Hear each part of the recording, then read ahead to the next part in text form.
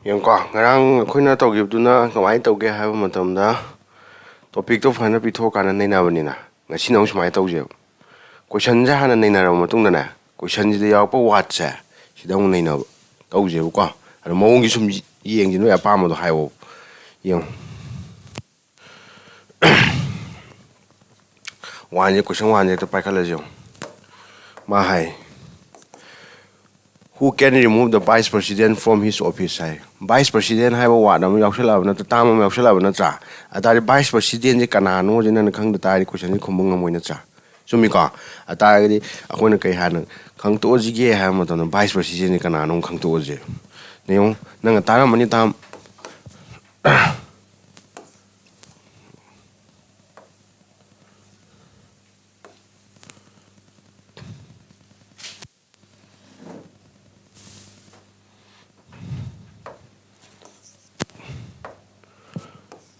President hai bam tara mani taraba tare ko ni mathang na kana lak no hai matam na vice president lak tu ne ai ko ani prime minister hai tara mani tare ko prime minister di governor tara mani tai ko governor the chief minister tara mani tai ko sumai to na si ta mayam ne ko no wan by wan khang tok pot mathau tai adune yong sigi prime vice president adedi president hai business kari no hai matam da akoina kai da singani hai matam da all india gi level da leiga ne india pumbo gi sumra sa ja sumi ka ada governor ga chief minister ga di kana gi level da la ni state gi level da la ne very good yes ata ga di state haiba ma andedi india haiba ma tam ani mung thola na tra ata ga si je kaino mo khoi je karam level da work to ge hai ta khang da ta ga mu ya ga dra ya ro kem khan ga no sam thang hai da kyong yemo akoina government haiba je ke do ga ma tam da ani thong theng na ga ne noina organ haiba ma du ga ma na kari level haiba ma yan tai ko sana ja organ hai ba ma level hai ba ma sar tari organ ji dana kana kana sing dui ba level ji dana kamai tok dun hai ba zum am tholani wa hang hang mani noi mind da hangdra sa ha ra organ hai kana kai no hai ma tam da no legislature ram tar mani tare ko amana executive hai ba wa chu tar mani tai ta di hai ro ko tare ko mathang da judiciary hai ba zum tar mani tare yai ko si ji bo ko na ke ha ge all these three are known as Kehaga organs of government. I can name that him Pecadum question one color hang as well. What are the organs of the government? I can see a whom the Kumbita airline Kumungam Nika. Next time we level higher than a Kano Hamatamda, Dana Union Natraga, Union Government can have a tarabata, Tarika, Union Natraganakari Center, Matanganakari State, Matanganaka Lakatuba. Local level kudam hai kana koi panchayat ka hai municipality ka hai tarba tare ko ana local ka we yengo munna sida khanga du ja kaino ha matam da sigi organ ji da di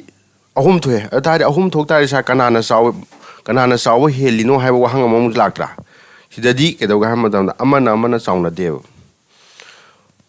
tangkang amadana mana sawi tangkang amadana mana sauni tangkang amadana mana saune kamaina no sa na hang kan ne na hare ge sa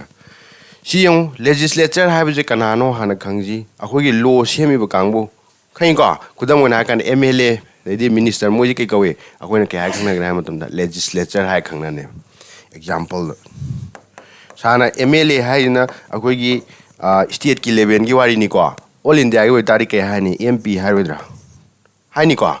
Moji ke hang na hamatam legislature hang name. Matang Namgala executive hamanatra. Nasai Luma Siamicana Seme, legislature and Seme, Atag Semi Loze, Tabawin, Pacaloidra, Pacanica, Sinacanana Togdiba, executive. Atag is the minister Taramanina Tarika. Minister, state minister was union minister was draw, Makoji Kunika hang na hamatam executive. The executive money in the executive ani tholakani ko political executive haiba ma permanent executive haiba ma minister gai je kai no ha matam da political executive ka weba kai no ha matam da makhoi gi tam ja fix laite just kano gi khatna tro sahi manga gi khatna tro moja sahi manga da bot por ta di mo minister ngoi gidra where na tra ana makhoi ji bu kai hai khangne ba temporary hai khangna ne aduga permanent executive nom lai ko kudam na kana IPS officer gumba Jadi IAS officer law ju makhoi implement tawdro toy ko makhoi na ke ha khangna ni permanent executive ha khangna ne khain ko aduga judiciary ha jina kana no ha matam na mana law seme mana law do thaboi na pangkhale pangthwe adu kanu sayet na ba lai khala je mo sai law du da atari sayet na bu do kana na wayan de ba judiciary na wayan de yaraba atagri mana saude have du yaraba sana tangkak ki chauna bine law semba kana di kana na sawani legislation saude na tra aduga law du bu chumi na taga lali na chuma ran thia kuma tona kana na ung sawani judiciary nung sawani yare ko si gi sumaina akoi organ ahum ja si ji bu akoi na ke hai khangna ge ha matam da horizontal division of power hai khangne kya khangne ba horizontal division of kari power yan thong na tro moi ja sumi ko ado side yam line na khangbiu ko horizontal line na di kamai tawi sumai tawdra moi ji sumai le haibadi athoi he le na de ko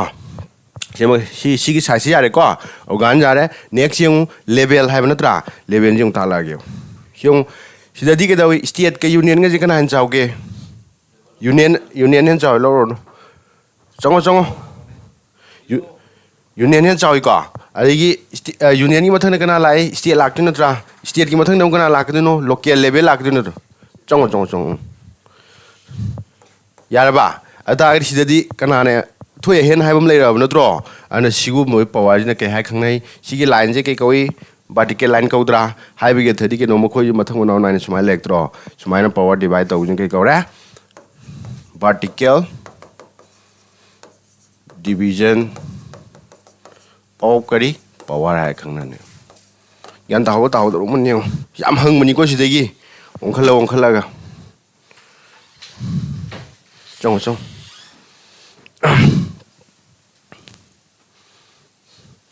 morning MD Abbas akoin thai je keno na to public na tra yaksolo haude gari keno yau theng malida keno to camera ja kitang zoom kitang han to is side chi udre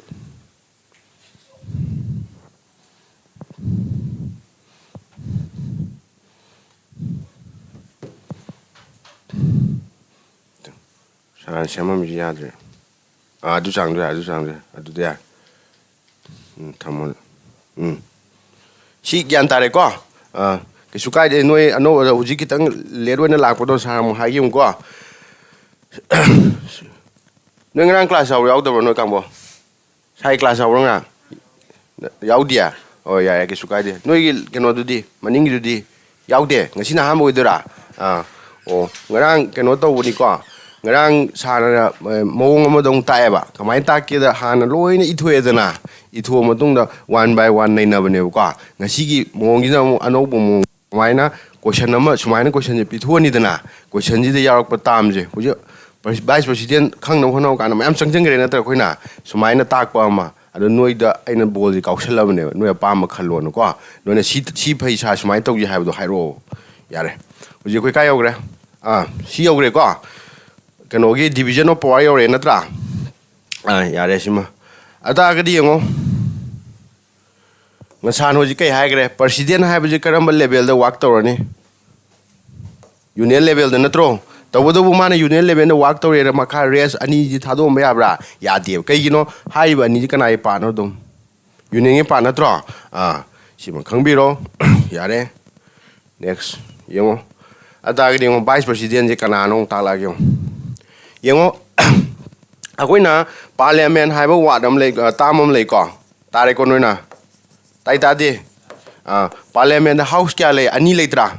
ani le karamba lok sabha haiba ma rai sabha haiba yare na ana akoin khange Lok Sabha gi kedore magi mifam ama pangthokpa matamda kanana decide tawni haiba matamda speaker leijay speaker na tamam ju taramani tare ko si kanana decide tawduno mifam pangthokpudo speaker na decide tawduni yarba atagdi sar Rajya Sabha gi di kanana tawduno haibam tholaktro Rajya Sabha da di speaker ju leitana kana leidriba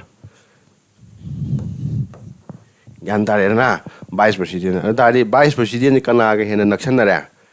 Rajya Sabha ge naksanadra ana maji bo koina ke ha khangna ge ha matamda ex officio chairman of Rajya Sabha haine kana bono harija Vice President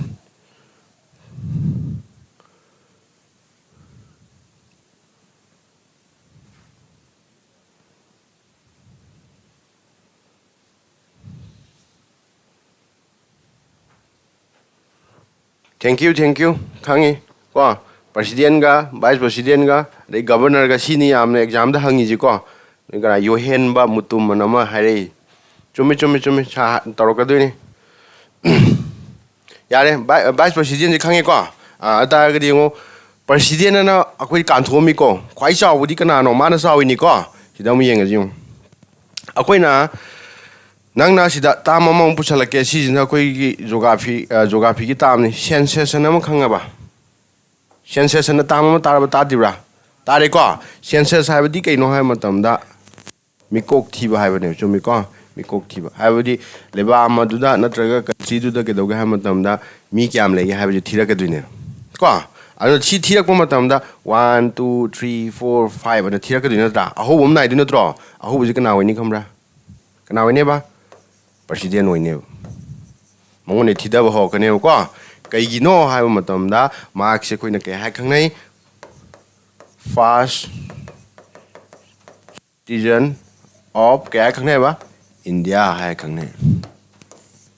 yahui ko sana haja mongone gi thiba ho ka duine ba ko ana president je ada ga sa president yamna maru oire maru oiraga ke doga ham matamda power khodi mukse mongona sinatri je kaigino na hangba yadra noina sana ngang haigi power je kana ne hena pai haigi prime minister ne pai haibna tra kaigino ha matamda irai laire akhoi gi kanoda India da sanari ba form of government ke haigi parliamentary form of government haibna tro parliamentary form of government di kana ne saw da no ha matamda prime minister ne saw da ne ko si je proof to kem ko kamai ne yong akhoi na khange Prime Minister ama woi bahai basa kedawi ngasai Lok Sabha amasung Rajya Sabha si anijidagi any member amana woi bai ko sana kai hagi Rajya Sabha gi member ji ko hagi Lok Sabha gi MP hain khangne ham natro like that nomai tawduna akhoi gi Rajya Sabha gi member ji MP hai khangna ne ko si any sidagi wegera Prime Minister woi bai ata noi na hang sa du da si MP ji kamai khan ge habam lawidro Kamai to khali bo thadar khandro bo thada buji kana na thade akhoi na thada dro sigi Rajya Sabha gi de akhoi na thada bra na thada de ko kana da no khoi thada ja Lok Sabha hantak ja to gi bu akhoi gi Dr. Bimon bodka gi bu khangoi na ma du kana gi no Lok Sabha gi na tro sumi ko adu de gi karak pa mayam du na sarkar sem da to sarkar sem du na kai wai ka du no makok tu na akhoi gi Prime Minister wai ko du na tra ane President di amu kana na khange ha matamda kana na khange dagi ha badu sarsi da harge ngo san hai Prime Minister ha badi kana no ma gi kana na directly elect ke tawi haige people na tawi ha na tro sumi ko aduga president di ke doge ha matamda kana na khanga dagi ha matamda electoral college nam le yantai ko electoral college noi gi akoi mai tamam college to na khanga nu ko Sigi electoral college da kana yauge hai matamda ngasai gi Lok Sabha gi member ko adidi Rajya Sabha gi member aduga state leiba mayam ja sigi kana MLA haitar yantar ba si mayam je pula punjala kana khalaka dino president khalaka dino atari se yenga Akhoi gi India ji ki dawi parliamentary form of government ni at the same time democracy se palebang natra democracy da noina khangai jenga ngai da kana na khwadi chawe ha gi peoples ne chawe ha natra atari si de yong peoples na directly khali ji kana prime minister natro ma di khanbra na khande indirectly khali ne atari kana ne chawom thwa Prime Minister Chom Totra, I don't know Prime Minister and Sauris. Yarena, Sumana Kangbu. Morning, Iboton. She Kangina, Yare. Demoni Sana, Samjalena, Pakakanuko, Lukanto Meganako. Regular way na tarokani sidi sumaina takpa sargi style of teaching no na karamba pam kada gi haibadugi apam no khallo haibe wane yare yengo ata gi mana si question dam lak chi ko man hai pas vice president je kana magi office tagi kana na lokthokpa ngam ga gi haibane ba ko adari kana na lokthokpa ngam dong man yam tarau ni yeng president ngam gadra Prime Minister Nangamgadra, Parliament Nangamgadra, Legislative Assembly Nangamgadra, Karamananganam the one. Some guest of Jiga. Ado President can I, Vice President can I Makada lay the Kangamatuna? Can I Makada labor? President Makada Lako. Butonam Tarodana, all and Gambo, Vice President in my office, they can unlock Topong with the giver. Prime Minister Malay ka kisukai de noi option adum choose to lanjano di Malay ka si Malay ka yang sa ke am ka gan am ke tano ako ni ngo sana hare parliament ke haigi house ni le hai ko Rajya Sabha and Lok Sabha Yarba, BJ President Kamano, we do know, explain on the Toro. Sida Marilena was in Hagisana, my President, Vice President Marilena was there. Raisabani Haiko, Atagadi Magic and I'm a Cadaleno. Paleming Macadale in a tra, and I can look to Pungamani. Antara, people. President na tiko kay niya parliament iko kanina siya hiena kangna kanu da kedoga hama tamda gyantara kaniko yare yung sumeko parliament wore ko option da sumay kangbyo yare next amuyang je the Prime Minister is appointed by which one of the following President na take Parliament Prime Minister is appointed by which one of the following hai sana sa hai Prime Minister ji kana na khali hai pajamyam na khali hai na tra sida mun taw sida appointed hai ba word am la ba appointed di ke hai khan ba na tra aruna noina polity da polity ki question ahum mari yaro kane ko heng pekha tha ba kanda ahum mari ji sitha dana loina chumna khungge hai ta ri ken ha ba tam every word matter ne question da yar ba word cha loi matter we yengo sida ata appointed di khan ba hai what about the sir elected di hai elected su khan ba dra ada ani kai khan na yam khanai ko sigi word si appointed ki muhuta si hek silam ba ansa je prop change to gi ni ko anamuna taro elected haibana kadai bu kauge haiba matam da ngasai sana vote tawraga praja myam na vote hadar khanba do adu ke hai khangna ni khamra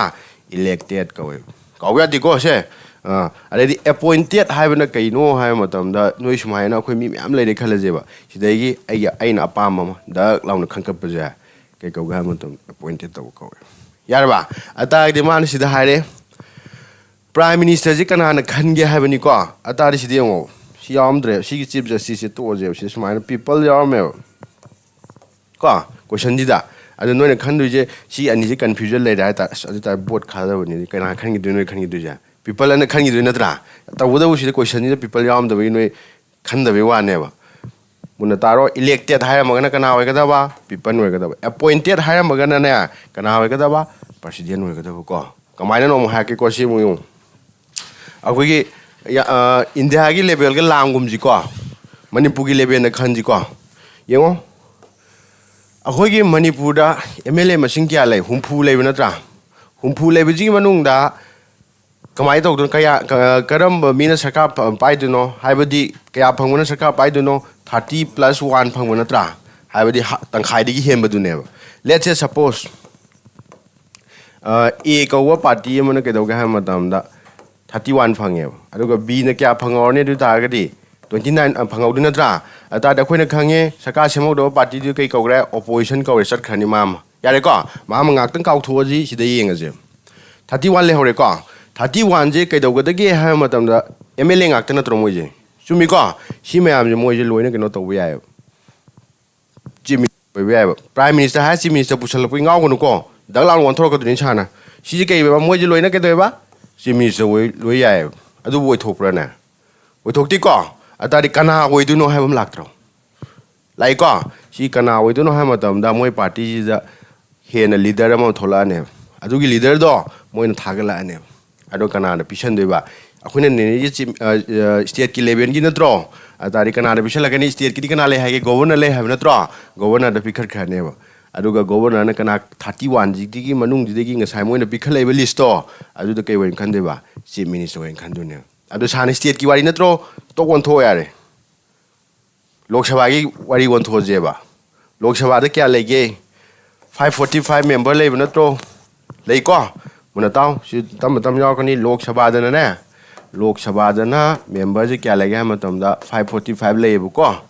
545 अदुगा राज्य सभा ने क्या लगे है मतलब 250 निको सुमाय खंजम बिउ को सिदी अंगाम सा तारे हंगारोयबा लाइमन ग्रेब को अना अतागदी हुजिकी साना हाइरिबो लॉजिक तो तक पांजलो कनाने खलानी दुतागदे प्रेसिडेंट खलकदि नत्रो प्राइम मिनिस्टर दो अतागदी क्वेश्चन द कैलाए प्राइम मिनिस्टर जे कनाना खनगे है नत्रो कावरनो कनाना खनदेबा प्रेसिडेंट अदुगा साना हाइगिबदो अपॉइंटेड की मुहुत्ता इलेक्टेड हाइबो वाटची यम तागदी कनाना खनेबा मथा साबै मथौ ताद्रे पीपल को 250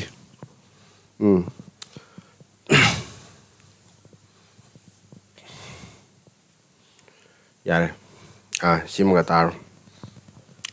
सुमाइना हाना फ्रेमवर्क अमा याथो थमजिना हयेंग साना मतंग तालकपदो अदुगाना नुंगाय कदुनी को अदु येंग जिनो अपामनि सि येंगो मा हाय total member of ministers including the prime minister shall not exceed हाय सी क्वेश्चन या मरुए को येंगो सा हाय क्यों होजि सेम मणिपुर की दु पांजी दगला वन थोकसि कइगिनो हा मतम दा मसिंग याम दो कोइना तोरगान को ngawnabne नत्रा येंगो या लाइबदि येंगो मणिपुर द कया हायगे 60 ले हाय नत्रो क्या फंगवना सरकार सेमदुनेबा 31 फंगव नत्रा सिदगी अमा चटखरनी कई वइना प्राइम मिनिस्टर वइन चखिदुइ नत्रो सॉरी चीफ मिनिस्टर वइन चखिदुइनी को अतारि क्या लेमोरे 30 लेमोरो नत्रा अतागदि चीफ मिनिस्टर की मखादा कनानो वाक तोर कदुइजे मिनिस्टर मयाम लेरोइद्रो फॉरेस्ट मिनिस्टर बु हाइरो डिडी वर्क्स मिनिस्टर बु हाइरो मयाम लेदु नत्रा अदुगी मिनिस्टर मयाम दो कया वइगदगी सिने कुंथ्रामक मिनिस्टर वइ याब्रने यादे को अतारि कया वइदुनो हाइबम थलक्त्रा अदा सिगी formula am lei ko si formula ji kaw ya de si formula ji panjan mi da kai haina 15% of total member of the house dana sana state ki obegi house haibani ko adugi yeng parliament gi level jo house na no ni yeng je lok sabha we bai rajya sabha we bai smai khangbi ga dawni ko si de yeng atagdi manipur case tawje Manipur की 60 है नत्रो पांजलजी को 15% जे कनो one के हाय तारि कई लानी मखा कई लानी 100 लाख तु नत्रा वेरी गुड यारे इनटू ऑप्शन इनटू वोलन नत्रा क्या होदो साना हायबा total member of the house है नत्रो मणिपुर की नत्रो खोइन तोरिजा क्या होय 60 होय नत्रो 60 कखना बिरजी यारे 3 न के 5 लेरे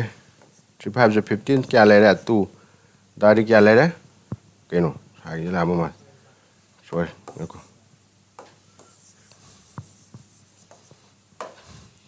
15 by 100 into 60 है नत्रो दग दग कखन नबीरे 5 न के 3 लेरे 5 न 2 ले नत्रा 18 by 2 नत्रो क्या तारे 9 तारे नत्रा अतारी थोला नत्रा क्या होय बेरा मोय मापन नि के होय बेरा मिस्टर होय बेरा सी फॉर्मूला जे के दग पान 60 जे के वन थोक देबो सा 545 वन थोक देनो त्रा यारबो सी काव यादि को सुमायना अता गरि आंसर के तारे Very good. Yam sum na piuk piuk ko 15%. Sida noi na khanga da bam na kana yaw re ba. Prime Minister ma sama yaw jara bani ko.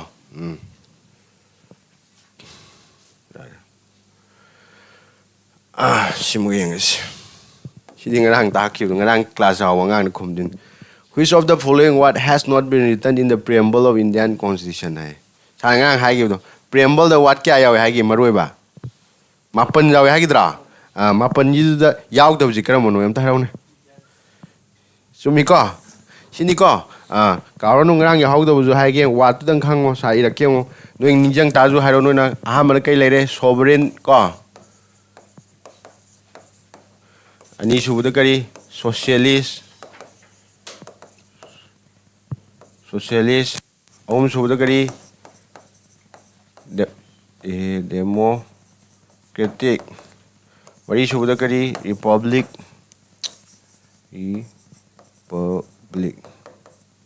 Manga subuda kari secular Taruk subuda kari Haro equality yai Syrian ka jai ko kisuka the equality sabe and just liberty very good liberty aita kari justice mapan suda kari fraternity natra sana one by one ngang hai kare ko kai no do yar ba si watch ne ba ko bhabi du khangani na Dagari kai tare Indian yaw sida yaw de ko ta kai du ba aduga amaga yemo question pa ba ka na dum sat khraji irai la sidi social economic preamble gi matang da ni preamble de di na pare na mai thak pa de ko note oibra oidabra ha jum yeng bi ga da ko ya note na ha ra man natro atari kai du no Indian oidu ne ba ko very good next one yeng se Lerico sovereign, socialist, secular, democratic, republic, justice, liberty, equality, fraternity, Lerabnatra. Sarsi di kay ginawa si di maruoy di ko. Maruoy di kay na matang na matakizin di ko. Potokapo no sa PDF tabirake. Ado siya ko di sana gano tao guze. Explain tao guze. Sida muna tao. Singa mayeng di ko. Ngarang hampay yaw gram ni. Which of the following statement is not true hai bani ko sum da ba hang na troma hangi ja aran ba hang bu sa mane ba du ta ga di ta yeng mai the date of the implementations of Indian Constitution is ngarang sa ta khram si implementation ri thaba wena pangthok pa hai na tra kam gan pangthok ki na si pangthok bra na pangthok te da ka gi 26 Jan means January 1950 hai na tra Dak launa dong option 1 pa ka na khangye aran ba hangam bu na tro ata kai ta du ba tar ba sana jungang hai gi secular hai ba wat che hana yarom de kya su bu da option gi hai gi 42nd amendment da option le hai ko 42nd amendment was done in kya na kam ka na tawi hai gi 1976 tawi hai gi ko sana ani social economic and political justice have taken to na kai de lok thok pono Russian revolution constitution lok thok poni sim summe ya bro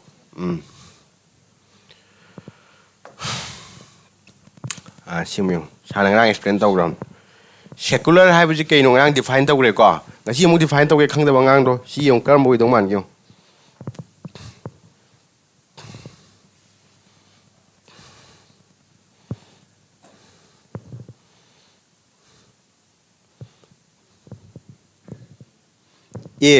very good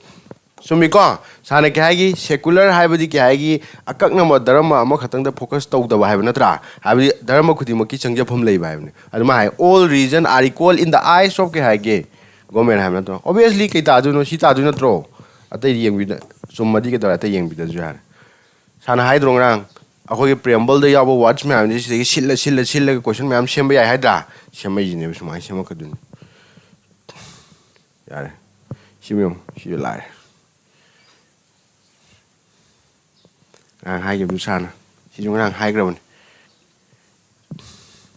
Preamble of Indian Constitution start with the phrase kai na hogi preamble yung preamble ni ko se kai na hoy We the people na hodra. How you go? We the people how we maram jo hai gre sana. Akoi sida sarkar pairiba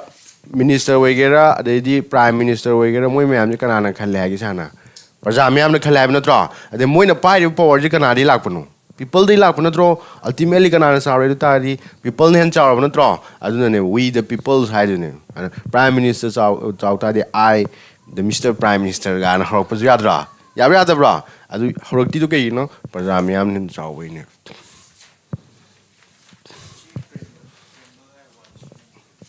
Preamble have the net, Nangang out the way highs. A winner, Nang any Ladik Amalay Jova go. Market the gee. Like she talang Patokan and Kay Hanayongni. Contain and Yamudro Yamudra. Contain heavy at the Hamilton, like she the Karam Karamba Poja with the chapter Kadan, do Yaw with the tie never. Likewise, Constitution knows Hana High Gram Nike Hage, Logi book never not throw. Logi Ladik never go. Ko, sumiko, adu si dadi contain na yaw reba. Kay when yaw neba. Preamble na yaw ne. Yarba, atari preamble di kay gamana re. Contain. Atagadi kay numan sa mintong duja. Karam jagada akui constitution je karam kay yaw ni karam idea yaw yi man ta ka tu tro. Ana akui na preamble hai bi kay gamana hagi sana ngarang. Akui gi kari contain gamana at the same time introductory statement of the constitution na hai dro sana. Hai ko. Mai khang bi ga Talakini came Kalunu, city demo class name. Demo class meaning Kangi to Dina. That draw. Why? Police fundamental rights cannot be suspended even during an emergency. Yonko, can emergency decay? No, not. Huh? Emergency decay? A two I have any car. I do give sense and be at the court today. She the car, you know, come I talk with the hammer. Why to me? I'm on the Jumdunica, no hammertam, Diamo. A Huina Toriba, Chalaiba, Gomen, a Machalaiba, the state of Machalaiba, Jiki, Macaras line, Lugi Macaras line at draw. Have a due process of low labor. She to wear, she to wear the one a lake. She may amze Kudaki a tuba like target, I do totally tired in Nangadra, Nangarev. I don't know Kailak, do not emergency lack, Nangai Jumiko. Kudakiba, two would do them. I don't know. A hoy India emergency care like the Hamilton emergency Macan home lake. Number 1, number 2, number 3 in Swina. Amana Kako Hamatam the National Emergency Koiko. Kako National Emergency. Sina article Kiadal Toges her high taric Yawedaba 362. Sorry, 352. Yare. Aduga. Amana kaino hamatom the state emergency noina president run gatara mani PR lakpa ta draw adu lei ko aduna PR haitar PR sina kaino hamatom the article number kya 350 ga 6 yai ko adu ga ko amana kaino hamatom the financial emergency haitar financial emergency sina kayano hamatom article 360 ko sumaina ahum lei ko Yengo Ahamagi Anize Shira Sana cannot tell Amu Irakis overwriting Katore 350 ga 2 Hibako Amanakaya 356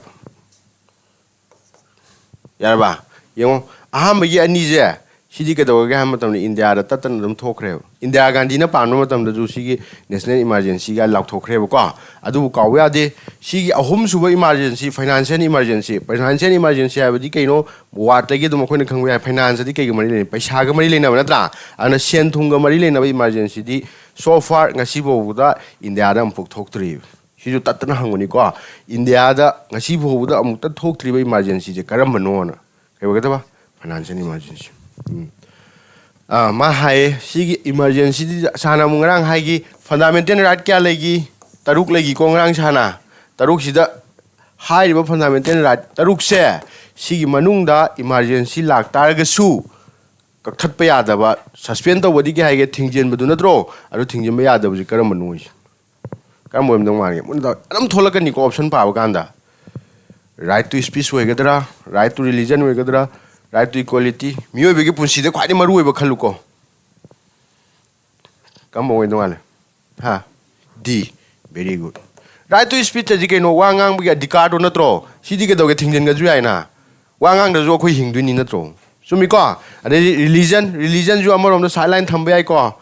Ade equality manabaju ke do sideline thambe ya dro. Adu right to life and personal liberty hai. Hingbagi hak amasung mioiba ma oibagi magi ningkha tamba ha ba sibu thingjen ba ya bra na. Ya de. Khani na. And one by one, she say no, each and every watch and a kanbi target. Pahoda target, logic channel, don't come by. Very good. Yam sum the Kumaika, MD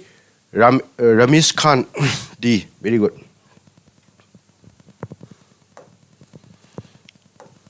Samuel.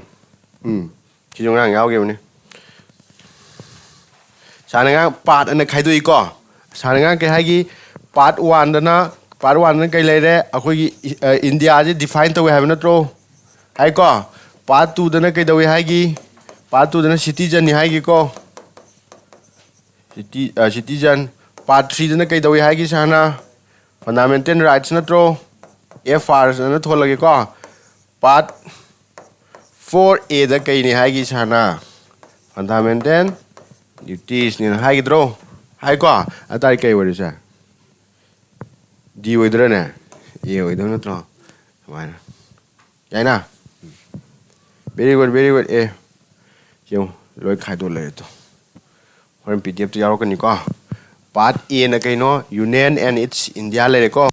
part 2 na citizen part 3 na fundamental directive principle of state policy mam le ko simanoi na phado pi ya hai ta ju ke su kai de ko adu from examination point of view karam mano hai de karam maru ba san hai gi do 1 2 kari 4J, she can't be a lord. I don't quite best, you know, when I'm just tired to get the watching Papa be with them. Yeah, Lina.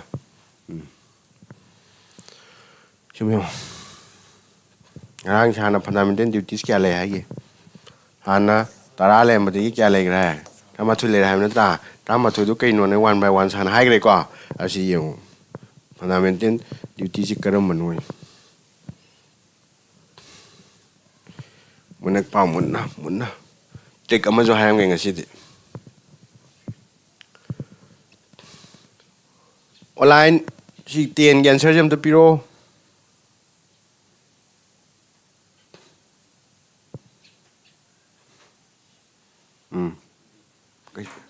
B ya ke sukai de option du B ju phari ne ha bi de koi horok ta ngai ne na tra hayang pulap loi ka na khumanga ko very good D ko muna tao trick to ni ko sana hai tu ja sumaina akhoi gi option da na D kano all of the above kan yaushalama ba noi tau du ji khamra target se kai da han to ba se to chi option ji da always time ke to ga ma tam da 70% ni ke to ga ma tam da sum ne 30% am di la ni ko aju noi gi daw de le yan da bra adu all of the above yawam khudi mak loina sungani habdi na tiko sana haija adu 70% di kai ne ba sum ne ba kaino ni ko nang na question je khangdre sa ai huntu ma ge hai kan da ni ko sana haija sa hekti yaw re da si da kon ni habdi na tiko khamra sa haija suppose question je na understand tau dre ba huntu ma jo pamu re ba ata di nang kai da sumaina all of the above yaw option wai ra me ba target se kai to ba si to 70% ke da ne ba chum ne ba ko every exam ni ko sana hai ja ja re yengo PDF to horen pau loina aina loina pa ba nungai na ba na ha pa ba ni ko yeng je sano ji trama thoi le ha ba ni ko si de A B C D na pi re 1 2 3 4 5 alegra 6 7 8 9 10 matang na kala 11 sila naman sa sige hape patopi kita bono no ya ba sida one by one halam yung safeguarding the public property sanang rang hagi miyang gi lanthung ji akhoi ngak seng gadau ne habe tro protecting the sovereignty, integrity, and unity of India. India high lebak sida leiba apun bagi saktam sagar kadauni at the same time amaga nushina bi wakalonju porakadauni punsin bi wakalonju porakadauni hagi ko sana mathang nai developing scientific temper and humanism hai akoi scientific temper di kaino chakot bi wakalonju khangadauni ko ari humanism adi kari mioiba moina mioiba khunai de sida hingmin bi wakanju phawadauni si mayam ju khun kai ko hagi fundamental duties ni hagi ko kaawanu ko ama hage si mayam sai sa si kamai pin simpha pu du no na ko simpha pu no ko ahum lak ani lak tang hanjin ni yeng bu sano bu ko anu kan no ke dar option da dum yem kanam thoksara daw ne ta laun theng na ne public property yaw gi bani wakhan da ko unity yaw gi bani humanism yaw gi bani sumai na batai drama thui mak si kamai acm simpha pu bu samai ro da sumai simpha pu no ta wo da hanjan di yeng chana ga daw hiểu dạ đấy cái ao hay gì hiểu am phải giải quyết question nào cái hấp hiểu si ta tiếng ai đó nè sao mà si mà tao không nói là bill là nắm tao mà nè ILP bill gan tar ba si cái ở đây ek ti tar ba tare ko lo ju tar ba ahum ni ke khena ga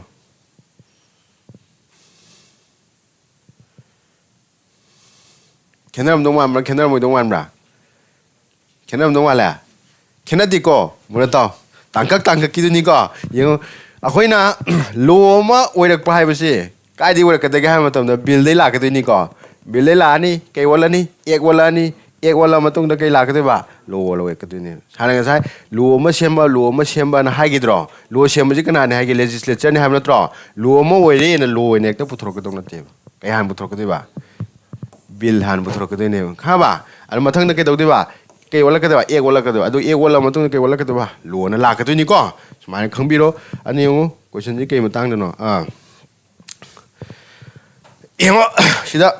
kamaina sigi law kamaina bill lagi na law bok la khibi wari mong torong ke ko yong khwai fast yong assembly wari han taw yi alai na khoi manipur dek ti yeng ji manipur gi 60 ji ma kaw so ya ti ko sana toy tan yi ji ke ham dum ta mai na su hong na bani yeng sarkar sem ji kana ne hai gi sana kunthama ma thoi phangta di sem ni ha bana tra anu yong suppose bill ji de gi si kunthama ma to ji de gi ke do ga ha ma tam da nupa mana bill am pu thore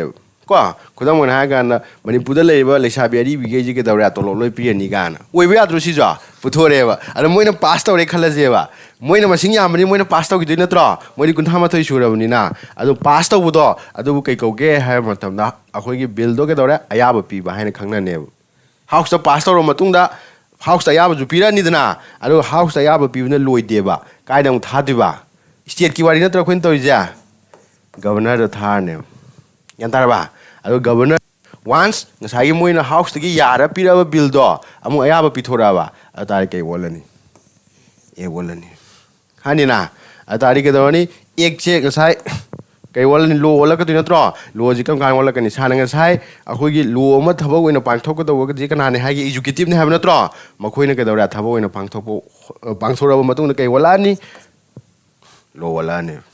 khoi ko sana ja sumai tong na adu ta ga ji ngo governor je maru orektra orekpro orektabra adar nga sai to mainum da won thoyeng je sigi manipur je india ya puma parliament ne lok sabha ne khale je ko adar gi lok sabha gi mp myam duna pass to rakan da aya bola kan da kana da thara ka governor da thara ka dra ne tharoi kai da thara khini president da thagi roidra very good adar president na thagi ta ga di president aya ba pira kan kai wala ka du no e wala ka du natro adari president ji tan thana ba yadra bo natro ke noga akoi gi lok sabha rai sabha ga aduna sumaina yam pam na question ma ha parliament haibase kana yaw gen kana yawm dong man ga parliament haibase kana punjala sam dong man ge no ni khali je lok sabha am yaw mani rai sabha am yaw mani si khak tan no khali ja ka yaw de no president yaw ka de no tra kai gi no haro ngasai keno ma lo mo na hono ma tam na kana na ya kana na finance authority wi gi president withdraw and the Murmur Kana Parliament High Tiger, she and Yakanativa. Can I jog the neva? Mr. President Yagodone. Can you go? Yam Langan Manico. And Parliament High Tiger can get a Nikatanatic component, any Katanate, Gadeva, a whom you can look Sabara Isaba and President. Kay already know the Kango. At the assembly the Kanakana Yagan High Tiger seems to come with Ra. Kanakana with the assembly the na. Hello. Legislative Assembly ne the Kanaga. Governor go we do not draw. You know, she's a kay how Ordinance and my outra. She watching it goes on a talak naba, Shigi Genoje, she was Kajaga, she Genoje, defined the rage. You know, when a Kange was Billama, low one of the due process cartora. Step by step like God. She step by step say, when I give to emergency no provision of lucky venatra. Aduki emergency do lack tagadi, Shigi Genoje, Tawung Godrana. At the same time, according as I house the Billama Putoro Pojicano, house of me pump pangto can and a throw. Sahi Magimanung that house me pump pangto labrana. Later Muda, Nui Kerni Cotana throw, assembly from Pangtoka to Parliament from Pangtoka and Hizia. Adugi me pump the Pangtoka and the neighbor Bill Butoka, I think Matam the Putopia deal. Ganzaina, Adagadish my canaraje.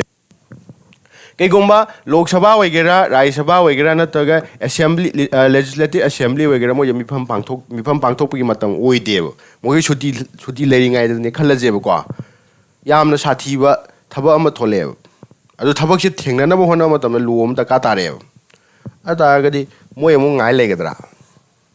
Nagadrana, Sonaka emergency. Nagadra, Naireko, a tadi Kadokateki have a hangum lactra. I do kind of the President Kadokataka Hamadons. Hitorane. Ordinance the Dikin Hamatom, the Kudaki, the car with Lodo, Lota Libodo, I do Keko Hamatom, the Ordinance go away. Congress Hanaja, Nasagi, build the egg, Ektaki Lona Laki draw. I do due process me have no duck lounge something like a what? Duck lounge okay, well, look at the there. No, look at the throw. So me go, she will couldn't get Hamatom, the Ordinance go away. Promulgated had the lock talk, but Janahan Madunika. Kanana Siki Powers Kananangam Hamatom, the accept Kananangam never. President Nangam never. Prime Minister Nangam Deco. Can you go? Aduga, she's not all in the case, Natra. State case the Kananangam money. Governor. Yaina, Atagadi, Yalibani. All in the Ikamakana don't automatically guitar. State guitar, state Gikango, all in the I don't compulsory Tarakan names. Ama Haino. An ordinance is promulgated by the President when having a car. Karamkanda Salaka the Gahavani. Yango, Nasai Chana Lautopodican and Lautopani High. President Lautopani having a draw. Adu Kanana, Sito Rona advice Peter Catino, have a matamda. Then Kangadona, President Nikitawagi Chana, Mamintagi hit and having a draw. Kanana Pirakativa. Council of Minister advised the President. Advised the Wadikano. She told a hacker to the tra. Yareko, CM to Natiko. Council of Minister. Council of Minister Dicana, Ramadan Shining side 15% give home lamp, Palaputo Kido. Adumandun. Yahweh out the raro. Ordinance can no Kango. Ordinary, as I step me on pull up something like an emergency you in the car, we will look at the what? Could the Puto sharp video Katai the Fungi group the Yavana Trokogi, can give Vision Academy Manipur, I know what group of Mahangoni, I will give new beds and I do the auction lodge, them Tarakanishana. Shimio, Lai, and I'm a dark. Sana, cow further one with a woman hanging around. I write the bra, the income within her.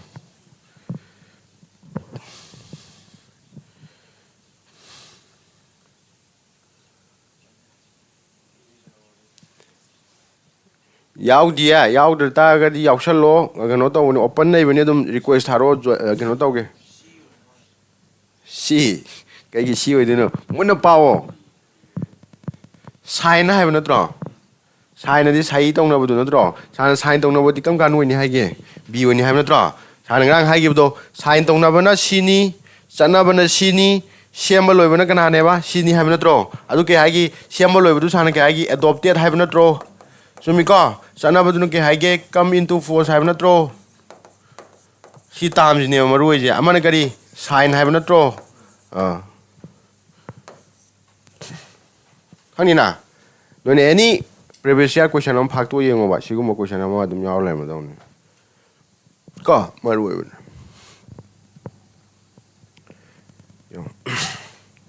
ꯁꯦꯝꯃꯦ ꯁꯤꯗ ꯑꯃꯒ ꯍꯥꯏꯔꯒꯦ read ꯑꯅ ꯋꯥꯔꯗ ꯑꯃ ꯌꯥꯎꯔꯛꯇ꯭ꯔꯥ ꯁꯤꯁꯦ ꯀꯩꯅꯣ ꯁꯤ ꯇꯥꯛꯈꯤꯉꯥꯏꯀꯣ ꯁꯤꯗ ꯑꯃ ꯌꯥꯎꯕ ꯌꯦꯡꯉꯨ ꯌꯥꯎꯔꯁꯤ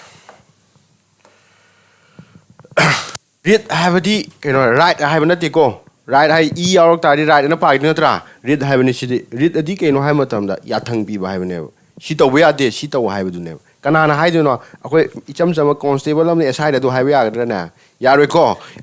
ꯆꯥꯎꯕ ꯍꯥꯏꯕꯗꯤ ꯃꯀꯣꯛꯇ ꯂꯩꯕ ꯃꯤ ꯑꯃꯅ ꯍꯥꯏꯔꯛꯀꯗꯣꯏ ꯅꯠꯇ꯭ꯔꯣ ꯑꯗꯨꯅ ꯌꯦꯡꯉꯣ ꯀꯅꯥꯗ ꯀꯃꯥꯏꯅ ꯌꯥꯊꯪ ꯄꯤꯔꯛꯀꯗꯣꯏꯅꯣ ꯍꯥꯏꯕꯗꯨ ꯌꯦꯡꯁꯤ ꯑꯗꯨ ꯌꯦꯡꯗ꯭ꯔꯤꯉꯩꯗꯨꯗ ꯑꯩꯈꯣꯏꯅ ꯔꯤꯠ ꯃꯈꯜ ꯀꯌꯥ ꯂꯩꯒꯦꯅ ꯍꯪꯕꯅꯤ ꯁꯤꯁꯨ ꯀꯌꯥ ꯂꯩꯕ 5 ꯂꯩꯀꯣ 1 2 3 4 5 ꯁꯨꯗ꯭ꯔꯥ ꯁꯨꯔꯦꯀꯣ ꯑꯗꯣ ꯈ꯭ꯋꯥꯏꯗꯒꯤ ꯑꯦꯛꯖꯥꯝꯗ ꯇꯣꯏꯅ ꯍꯪꯒꯟꯕꯁꯤ ꯁꯥꯔ ꯀꯔꯝꯕꯅꯣꯅ ꯅꯣꯏꯅ ꯑꯃꯨꯛ ꯍꯪꯉꯣꯏꯗ꯭ꯔꯣ ꯍꯔꯕꯤꯁ ꯀꯣꯄꯁ ꯀꯣ ꯀꯩꯅꯣ ꯑꯃꯨꯛ ꯈꯔ ꯁꯟꯗꯣꯛꯅ ꯇꯥꯡꯕ ꯌꯦꯡꯉꯨ ꯁꯥꯔ ꯍꯔꯕꯤꯁ ꯀꯣꯄꯁ ꯍꯥꯏꯕꯗꯤ ꯀꯩꯅꯣ ꯍꯥꯏꯕ ꯃꯇꯝꯗ ꯇꯨ ꯍꯦꯞ ꯗ ꯕꯣꯗꯤ ꯍꯥꯏꯕꯅꯦꯕ ꯀꯩ ꯍꯥꯏꯕꯅꯦꯕ ꯇꯨ ꯍꯦꯞ ꯗ ꯕꯣꯗꯤ ꯀꯩꯅꯣ ꯁꯥꯔ ꯇꯨ ꯍꯦꯞ ꯗ ꯕꯣꯗꯤꯗꯤ ꯁꯥꯔ ꯀꯩꯅꯣ ꯑꯣꯏꯔꯦ ꯑꯩꯈꯣꯏ ꯂꯤꯒꯦꯜꯒꯤ ꯇꯥꯝ ꯑꯣꯏꯔꯦꯀꯣ ꯌꯥꯝ ꯂꯥꯏꯕꯗ ꯍꯥꯏꯔꯛꯀꯦ ꯑꯃꯨꯛ ꯁꯄꯣꯁ ꯀꯅꯥꯒꯨꯝꯕ ꯃꯤ ꯑꯃꯁꯦ ꯄꯨꯂꯤꯁꯅ ꯐꯥꯈ꯭ꯔꯦꯕ ꯐꯥꯔꯤꯁꯦ ꯀꯩꯗꯧꯔꯦ ꯑꯥꯏꯟꯅ ꯌꯥꯗꯕ ꯃꯑꯣꯡꯗ ꯐꯥꯈ꯭ꯔꯦꯕ ꯑꯗꯨꯒ ꯃꯥꯁꯦ ꯀꯩꯗꯧꯒꯦ ꯍꯥꯏꯕ ꯃꯇꯝꯗ 24 ꯑꯋꯥꯔ ꯍꯦꯟꯅ ꯃꯥꯁꯦ ꯐꯥꯖꯤꯜꯂ ꯊꯝꯕ ꯌꯥꯗꯦꯕ ꯌꯥꯗꯦ ꯁꯤꯃꯗꯤ ꯈꯪꯕꯅꯤꯀꯣ ꯑꯗꯨ ꯇꯥꯔꯒꯗꯤ ꯐꯥꯖꯤꯜꯂ ꯊꯝꯈ꯭ꯔꯦ ꯈꯜꯂꯁꯤ 24 ꯑꯋꯥꯔꯁꯤꯁꯨ ꯐꯥꯖꯤꯜꯂ ꯊꯝꯈ꯭ꯔꯦ ꯈꯜꯂꯁꯦꯕ ꯍꯦꯟꯅ ꯑꯗꯨ ꯇꯥꯔꯒꯗꯤ ꯀꯅꯥꯅ ꯀꯣꯔꯠꯅ ꯑꯗꯨꯝ ꯀꯩꯗꯧꯔꯅꯤ ꯑꯣꯔꯗꯔ ꯑꯃ ꯇꯧꯊꯔꯅꯦꯕ ꯁꯥꯔꯅ ꯑꯣꯔꯗꯔ ꯇꯧꯊꯕꯅꯦ ꯍꯥꯏꯗꯣ ꯔꯤꯠꯇꯦ ꯀꯔꯤ ꯑꯣꯔꯗꯔꯅꯣ ꯇꯧꯊꯔꯛꯀꯗꯣꯏꯁꯦ ꯍꯔꯕꯤꯁ ꯀꯣꯄꯁꯅꯦꯕ ꯇꯧꯊꯔꯛꯀꯗꯣꯏꯁꯦ ꯄꯨꯊꯣꯔꯛꯑꯣꯅ ꯒ꯭ꯌꯥꯟ ꯇꯥꯔꯕ ꯄꯨꯊꯣꯛꯇ ꯂꯥꯛꯇ꯭ꯔꯒ ꯌꯥꯗꯧ ꯅꯠꯇꯦ ꯃꯐꯝ ꯇꯠꯇꯣꯏꯅꯤꯀꯣ ꯑꯗꯨ ꯇꯥꯔꯒꯗꯤ ꯍꯔꯕꯤꯁ ꯀꯣꯄꯁ ꯑꯁꯤ ꯀꯩꯅꯣ ꯈꯪꯉꯦꯀꯣ ꯈꯪꯕ꯭ꯔꯥ ꯈꯪꯗꯕ ꯍꯥꯏꯔꯣ ꯈꯪꯉꯦꯀꯣ ꯐꯥꯖꯤꯟꯈꯤꯕ ꯃꯥꯡꯍꯟꯈꯤꯕ ꯀꯩꯅꯣꯗꯣ ꯀꯩ ꯄꯨꯊꯣꯔꯛꯑꯣꯅ ꯀꯅꯥꯅ ꯇꯧꯊꯔꯛꯀꯗꯣꯏꯕ ꯀꯣꯔꯠ ꯑꯁꯤ ꯀꯩꯅꯣ ꯍꯥꯏꯌꯦꯁ ꯕꯣꯗꯤ ꯅꯠꯇ꯭ꯔꯣ ꯃꯊꯪꯗꯅ ꯀꯩꯅꯣ ꯃꯦꯟꯗꯃꯁ ꯍꯥꯏꯀꯣ ꯃꯦꯟꯗꯃꯁ ꯑꯁꯤꯅ ꯀꯩꯅꯣ ꯍꯥꯏꯕ ꯃꯇꯝꯗ ꯁꯄꯣꯁ ꯑꯩꯁꯦ ꯀꯩꯅꯣꯅꯦ ꯈꯜꯂꯁꯦꯕ ꯑꯦꯁ ꯗꯤ ꯑꯣꯅꯦ ꯈꯜꯂꯁꯦꯕ ꯑꯦꯁ ꯗꯤ ꯑꯣ ꯑꯃ ꯑꯣꯏꯇꯥꯔꯗꯤ ꯀꯩꯗꯧꯏ ꯑꯩꯒꯤ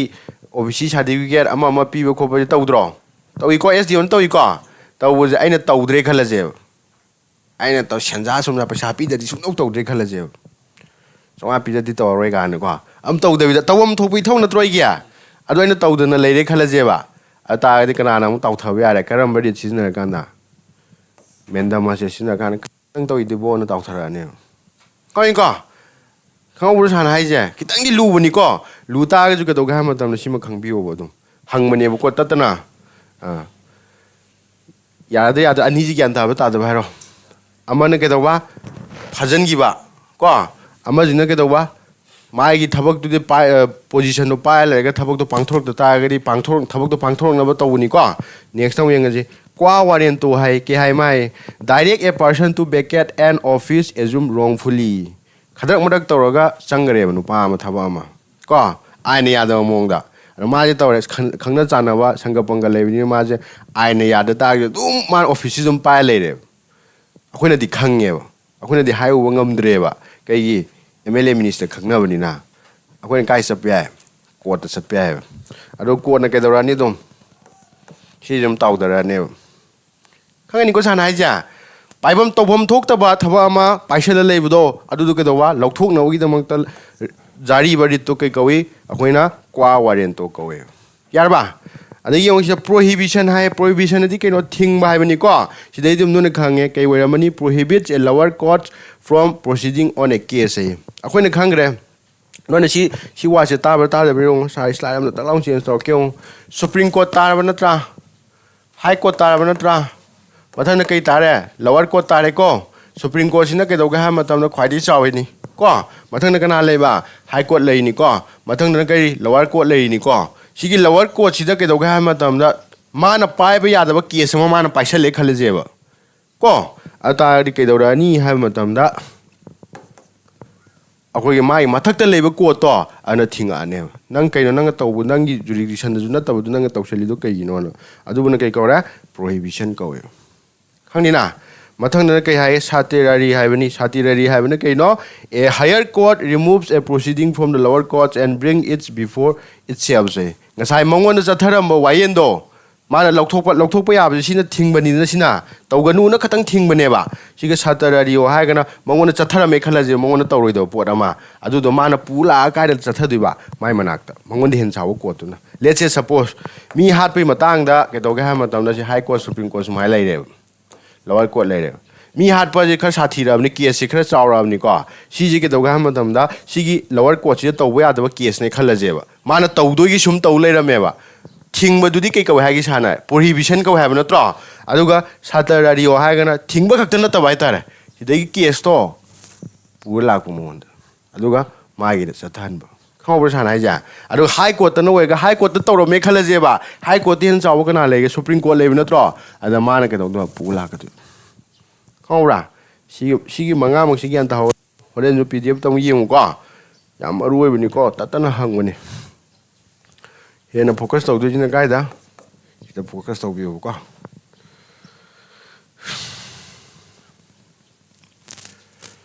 ꯁꯤꯗꯤ ꯂꯥꯏꯔꯦ ꯑꯝꯇ ꯌꯦꯡꯉꯨ ꯀꯔꯝꯕ ꯑꯣꯏꯗꯧ ꯃꯥꯟꯒꯦ 20 ꯐꯧ ꯇꯧꯔꯁꯦ ꯉꯁꯤ ꯀꯣ ꯑꯗꯣ ꯉꯥꯏꯍꯥꯛꯇꯪ ꯕ꯭ꯔꯦꯛ ꯊꯥꯔꯒ ꯅꯣꯏ ꯄꯨꯡ 9ꯗ ꯏꯪꯂꯤꯁ ꯀ꯭ꯂꯥꯁ ꯇꯧꯅꯤ ꯍꯥꯏꯕ ꯅꯠꯇ꯭ꯔꯣ ꯅꯣꯏꯒꯤ ꯅꯠꯇꯕ꯭ꯔꯥ ꯀꯩꯅꯣꯒꯤ ꯀ꯭ꯂꯥꯛ ꯀꯥꯡꯕꯨꯒꯤ ꯑꯣꯏꯔꯝꯃꯅꯤ ꯉꯔꯥꯡꯗꯣ ꯇꯧꯗꯦ ꯃꯣꯏ ꯋꯥꯔꯧꯔꯅꯦꯕ ꯍꯧꯖꯤꯛ ꯍꯜꯂꯛꯑꯒ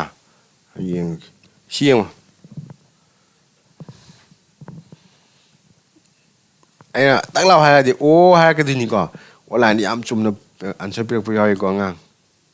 ꯑꯣꯟꯂꯥꯏꯟ ꯑꯆꯨꯝꯕ ꯌꯥꯎꯏꯀꯣ ꯅꯣꯏꯅ ꯄꯤꯔꯛꯏꯗꯣ ꯑꯗꯨꯇꯥꯔꯒꯗꯤ ꯈꯪꯉꯔꯣꯏ ꯄꯣꯂꯤꯇꯤꯀꯦꯜ ꯄꯥꯔꯇꯤꯁꯤ ꯀꯩꯅꯣ ꯈꯪꯗ꯭ꯔꯗꯤ ꯌꯥꯔꯔꯣꯏ ꯆꯨꯝꯕ꯭ꯔꯥ ꯁꯥꯏ ꯍꯥꯏꯁꯦ ꯄꯣꯂꯤꯇꯤꯀꯦꯜ ꯄꯥꯔꯇꯤꯗꯤ ꯑꯇꯩ ꯀꯩꯝ ꯅꯠꯇꯦꯕ ꯃꯤ ꯀꯥꯡꯂꯨꯞ ꯑꯃꯅꯦꯕ ꯀꯔꯝꯕ ꯀꯥꯡꯂꯨꯞ ꯑꯩꯈꯣꯏ ꯀꯩꯗꯧꯅꯕ ꯄꯣꯂꯤꯇꯤꯀꯦꯜꯒꯤ ꯄꯋꯥꯔꯁꯦ ꯄꯥꯏꯅꯕ ꯍꯣꯠꯅꯕ ꯀꯩꯗꯧꯔꯒ ꯚꯣꯠ ꯂꯦꯞꯄꯒ ꯈꯪꯉꯤꯀꯣ ꯁꯤꯕꯨ ꯑꯩꯈꯣꯏꯅ ꯀꯌꯥ ꯈꯪꯅꯒꯦ ꯍꯥꯏꯕ ꯃꯇꯝꯗ ꯄꯣꯂꯤꯇꯤꯀꯦꯜ ꯄꯥꯔꯇꯤꯅꯦꯕ ꯑꯇꯥꯔꯗꯤ ꯌꯦꯡꯉꯨ ꯁꯤꯗ ꯒ꯭ꯔꯨꯞ ꯈꯔ ꯂꯩꯔꯦ ꯁꯤꯗꯁꯨ ꯒ꯭ꯔꯨꯞꯈꯔ ꯂꯩꯔꯦꯕ ꯁꯤ X ꯀꯧꯕ Y ꯀꯧꯕ ꯑꯅꯤ ꯂꯩꯔꯦꯀꯣ ꯁꯤꯒꯤ XY ꯍꯥꯏꯔꯤꯕꯁꯦ ꯄꯣꯂꯤꯇꯤꯀꯦꯜ ꯄꯥꯔꯇꯤ ꯑꯣꯏꯒꯗ꯭ꯔꯥ ꯑꯣꯏꯔꯣꯏꯗ꯭ꯔꯥ ꯍꯥꯏꯕꯁꯦ ꯀꯅꯥꯅ ꯁꯛꯈꯪꯒꯗꯒꯦ ꯁꯤꯅꯦ ꯄꯣꯂꯤꯇꯤꯀꯦꯜ ꯄꯥꯔꯇꯤ ꯍꯥꯏꯇꯥꯔꯗꯤ ꯀꯌꯥ ꯕꯣꯠꯀ ꯃꯔꯤ ꯂꯩꯅꯔꯕ ꯅꯠꯇ꯭ꯔꯣ ꯃꯥꯟꯕ ꯅꯠꯇꯦꯅꯦ ꯑꯣꯏꯔꯕꯅꯤꯅꯦ ꯒ꯭ꯌꯥꯟ ꯇꯥꯏꯀꯣ ꯁꯥꯟꯅ ꯍꯥꯏꯁꯦ ꯑꯗꯨ ꯇꯥꯔꯒꯗꯤ ꯁꯤ ꯀꯩꯅꯣ ꯈꯪ ꯇꯥꯔꯒꯗꯤ ꯑꯟꯁꯔꯁꯤ ꯏꯔꯥꯏ ꯂꯥꯏꯅ ꯊꯣꯛꯂꯛꯇ꯭ꯔꯣ ꯄꯣꯂꯤꯇꯤꯀꯦꯜ ꯄꯥꯔꯇꯤ ꯍꯥꯏꯕꯗꯤ ꯀꯩꯅꯦꯕ ꯃꯤ ꯈꯔꯅ ꯄꯨꯟꯁꯤꯜꯂ ꯁꯦꯝꯕꯅꯤ ꯑꯗꯨꯒ ꯃꯈꯣꯏꯒꯤ ꯄꯥꯟꯗꯝꯁꯤ ꯀꯩ ꯑꯣꯏꯒꯗꯕ ꯄꯋꯥꯔ ꯄꯥꯏꯅꯕ ꯍꯣꯠꯅꯒꯗꯕ ꯄꯋꯥꯔ ꯄꯥꯏꯕꯁꯤ ꯀꯃꯥꯏꯅ ꯄꯥꯏꯒꯦ ꯂꯩꯔꯒ ꯄꯥꯏꯕ ꯌꯥꯗꯦꯀꯣ ꯕꯣꯠ ꯀꯥꯔ ꯄꯥꯏꯔꯛꯀꯗꯣꯏ ꯅꯠꯇ꯭ꯔꯥ ꯑꯗꯨꯅ ꯀꯩꯗꯧꯔꯦ ꯄꯣꯂꯤꯇꯤꯀꯦꯜ ꯄꯥꯔꯇꯤ ꯑꯃꯅꯤ ꯅꯠꯇ꯭ꯔꯒ ꯑꯃ ꯅꯠꯇꯦ ꯍꯥꯏꯕꯁꯤ ꯀꯅꯥꯅ ꯁꯛꯈꯪꯒꯦ ꯍꯥꯏꯕ ꯃꯇꯝꯗ ꯏꯂꯦꯛꯁꯟ ꯀꯃꯤꯁꯟꯅ ꯃꯣꯏꯒꯤ ꯁꯤꯝꯕꯣꯜꯒ ꯂꯩꯗ꯭ꯔꯣ ꯈꯨꯕꯥꯛ ꯑꯗꯩ ꯊꯝꯕꯥꯜꯒ ꯂꯩꯇ꯭ꯔꯣ ꯑꯗꯨ ꯀꯅꯥꯅ ꯄꯤꯔꯛꯀꯗꯣꯏꯅꯣ ꯁꯤ ꯄꯤꯔꯛꯀꯗꯣꯏꯅꯤꯀꯣ ꯑꯩꯈꯣꯏꯅ ꯑꯣꯏꯅꯤꯡꯉꯦꯅ ꯑꯦꯀꯦꯒ ꯍꯦꯛꯇ ꯑꯣꯏꯁꯟ ꯌꯥꯗꯧ ꯅꯠꯇꯦꯀꯣ ꯑꯩꯈꯣꯏ ꯈꯔ ꯂꯩꯔꯤꯕꯀꯣ ꯑꯗꯨ ꯑꯣꯏꯒꯗꯧꯕꯅꯤ ꯁꯤꯃ ꯐꯖꯩ ꯌꯥꯝꯅ ꯌꯦꯡꯉꯣ ꯁꯥꯔꯅ ꯉꯔꯥꯡ ꯍꯥꯏꯈꯤ ꯁ꯭ꯀꯦꯗꯨꯜ ꯑꯅ ꯉꯔꯥꯡ ꯑꯃ ꯇꯥꯛꯈꯤꯕ꯭ꯔꯥ ꯁꯥꯔꯅ ꯇꯤꯌꯔꯁ ꯑꯣꯐ ꯗ ꯑꯣꯜ PM ꯇꯥꯛꯈꯤꯗ꯭ꯔꯣ ꯑꯗꯨꯗ ꯃꯥꯒꯤ ꯊꯕꯛ ꯑꯃ ꯈꯜꯂꯕ ꯃꯇꯨꯡꯗ ꯁꯄꯣꯁ ꯃꯤꯅꯤꯁꯇꯔ ꯅꯠꯇ꯭ꯔꯒ ꯆꯤꯐ ꯃꯤꯅꯤꯁꯇꯔ ꯑꯣꯏꯅ ꯃꯥꯁꯦ ꯈꯜꯂꯦ ꯍꯥꯏꯇꯥꯔꯒꯁꯨ ꯃꯥꯁꯦ ꯋꯥꯁꯛ ꯂꯧꯗ ꯇꯥꯔꯒꯗꯤ ꯑꯣꯐꯤꯁ ꯄꯥꯏꯕ ꯌꯥꯗꯦꯅ ꯍꯥꯏꯒꯗ꯭ꯔꯥ ꯁꯥꯔꯅ ꯑꯗ ꯃꯥ ꯍꯪꯉꯛꯏꯁꯤꯗ ꯄ꯭ꯔꯁꯤꯗꯦꯟꯁꯦ ꯁꯄꯣꯁ ꯑꯩꯁꯦ ꯄ꯭ꯔꯁꯤꯗꯦꯟ ꯑꯣꯏꯅ ꯈꯜꯂꯦꯕ ꯀꯣ ꯃꯌꯥꯝꯅ ꯅꯨꯡꯁꯤꯗꯅ ꯈꯟꯕꯤꯔꯦ ꯑꯗꯨꯇꯥꯔꯒꯗꯤ ꯑꯩꯁꯦ ꯋꯥꯁꯛ ꯂꯧꯗ꯭ꯔꯗꯤ ꯑꯩꯁꯦ ꯄ꯭ꯔꯁꯤꯗꯦꯟ ꯑꯣꯏꯕ ꯌꯥꯔꯣꯏꯕ ꯑꯗ ꯃꯥꯅ ꯍꯥꯏꯁꯤꯅ ꯑꯦꯗꯃꯤꯅꯤꯁꯇꯔ ꯇꯧꯕꯗ ꯌꯦꯡꯁꯤꯟꯕ ꯍꯥꯏꯕ ꯄꯣꯠꯇꯗꯤ ꯀꯩ ꯍꯥꯏ ꯋꯥꯁꯛ ꯍꯥꯏꯕꯅꯤꯀꯣ ꯑꯩꯒꯤ ꯋꯥꯁꯛꯁꯦ ꯀꯅꯥꯅ ꯌꯦꯡꯁꯤꯟꯗꯣꯏꯅꯣ ꯀꯅꯥ ꯌꯦꯡꯁꯤꯟꯗꯧ ꯃꯥꯟꯒꯦ ꯑꯝꯇ ꯍꯥꯏꯔꯣ ꯂꯨꯕꯅꯤꯀꯣ ꯑꯩꯅ ꯉꯁꯥꯏ ꯑꯉꯥꯡ ꯑꯃ ꯑꯣꯟꯂꯥꯏꯟꯗꯁꯨ ꯍꯥꯏꯔꯛꯏꯗꯣ ꯄꯩꯈꯥ ꯁꯨꯝ ꯊꯥꯔꯛꯄꯗ ꯁꯥ ꯑꯩꯅ ꯌꯦꯡꯕ ꯀꯥꯟꯗ ꯄꯣꯂꯤꯇꯤꯁꯦ ꯑꯇꯩꯗꯤ ꯑꯝꯇ ꯍꯪꯉꯛꯇꯦ ꯒꯣꯕꯔꯅꯔꯒ ꯄ꯭ꯔꯁꯤꯗꯦꯟꯒꯗ ꯉꯥꯛꯇ ꯍꯪꯉꯤ ꯍꯥꯏꯁꯦ ꯅꯤꯀꯣ ꯁꯤꯗꯤ ꯄ꯭ꯔꯁꯤꯗꯦꯟꯒ ꯃꯔꯤ ꯂꯩꯅꯕ ꯄꯣꯠ ꯅꯠꯇ꯭ꯔꯣ ꯁꯤꯃꯁꯨ ꯈꯪꯕꯤꯔꯣ ꯉꯁꯥꯏ ꯍꯥꯏꯔꯝꯕꯗꯣ ꯑꯣꯟꯂꯥꯏꯟ ꯌꯦꯡꯉꯣ ꯀꯅꯥ ꯑꯣꯏꯔꯝꯗꯧ ꯃꯥꯟꯒꯦ ꯄ꯭ꯔꯥꯏꯝ ꯃꯤꯅꯤꯁꯇꯔ ꯑꯣꯏꯔꯝꯒꯗ꯭ꯔꯥ ꯑꯣꯏꯔꯝꯃꯣꯏꯀꯣ ꯀꯅꯥꯅ ꯍꯦꯟꯅ ꯆꯥꯎꯏ ꯅꯣꯃꯤꯅꯦꯠꯅ ꯀꯅꯥꯅ ꯍꯦꯟꯅ ꯆꯥꯎꯒꯦ ꯄ꯭ꯔꯁꯤꯗꯦꯟꯅ ꯍꯦꯟꯅ ꯆꯥꯎꯋꯦ ꯍꯥꯏꯗ꯭ꯔꯣ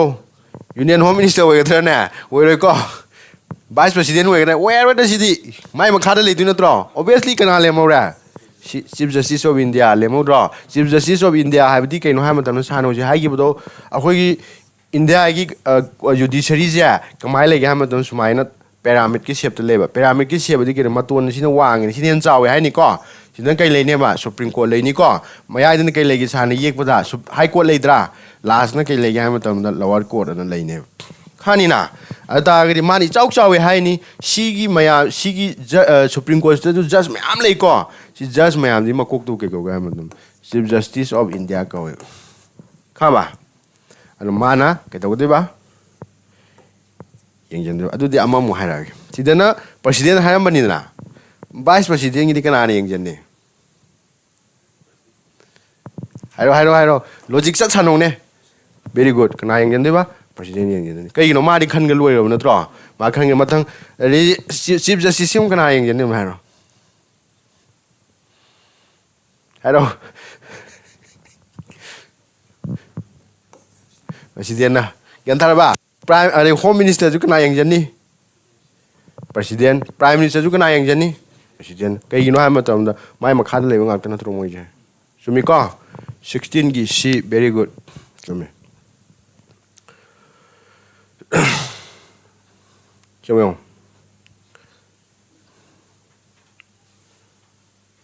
Sidi khalure Yuta jo hai hai rong dis ka la sap nuai yengo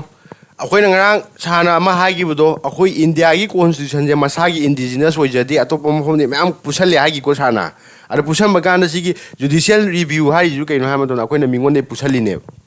kana ne pusan ga ma dam da kana ne pusalam no wale USA de pusan mani ko yan tare ko ara ma hai sida makha da piri by statement ja judicial review gi matang na karamba hoi du noi kitang de lure sandong ta ang judicial review ji kaino ha na khang sana budi ngana hape high grabber na khale sana ngasai sana organs of government kya le haigi ningjang ahum 1 2 3 in leidra sina ke kawi legislature kawi haigi sana sina kari executive kawi haigi ko sina judiciary kawi ha natra ada sima nga tang thambiro si ani ja hana yengji lo ma sema kana na sema ka duno moni sema ka dun natra aduga kana na salai ni haigi sana sina salai ni ha natra ada sida mubani na seme chalai re loji logic ke doga matana praja miyam gi apam bagi mayok to leire praja gi yai phana ba tawga do phata borom charkhre ata gadi phabara natraga phatabara kamai tawri no habu yengjan bu to review to wodi han yengjan bu no tro si kana na ngam me ba judicial ni ngam me si gi thagak si bu kai ko ba judicial review ko we khai ko ana man hang ji judicial review je chum ma je karam no hang mana tro ate loi khalo no si khang ga it is a part of the basic structure of the constitution idam yo tama mo tholeo basic structure na mo thola na tra basic structure ha badi kaino ha matam da ngarang si ju san wari to bu yaw gra bani akhu gi india constitution ni kam kan na chana ba hoyi ha ge 1950 chana ba hoyi na tro chumi ko adu ta ga di akhu ni huji 2000 ke adu ni hingi je 2025 di hingo na tro chumi ko atare chahi kya le ra almost plus year la Beneba, ngasi degi na sahi humdrai mamang da sem gi ba constitution ama ha ju hujik relevant woi ga dra ba khra hong to hong ji lawai dro lakani ko ana sana ju ngang hai gi semtok bu ju yai hai dro sana yai ko constitution di semtok bu yai ba semtok kya ra semtok khra hai gi sana ju ngang sam ga taruk la khen semtok khre ba ngasi bok to ko ara semtok rok pa kan ji da semtok ni nge na koi na pa semtok pa di ya de ba ko kai kamai na semtok ka da gi hai matam ni ngo constitution je mai semja ba kana no ni yum ma sa ba kana kai hana sai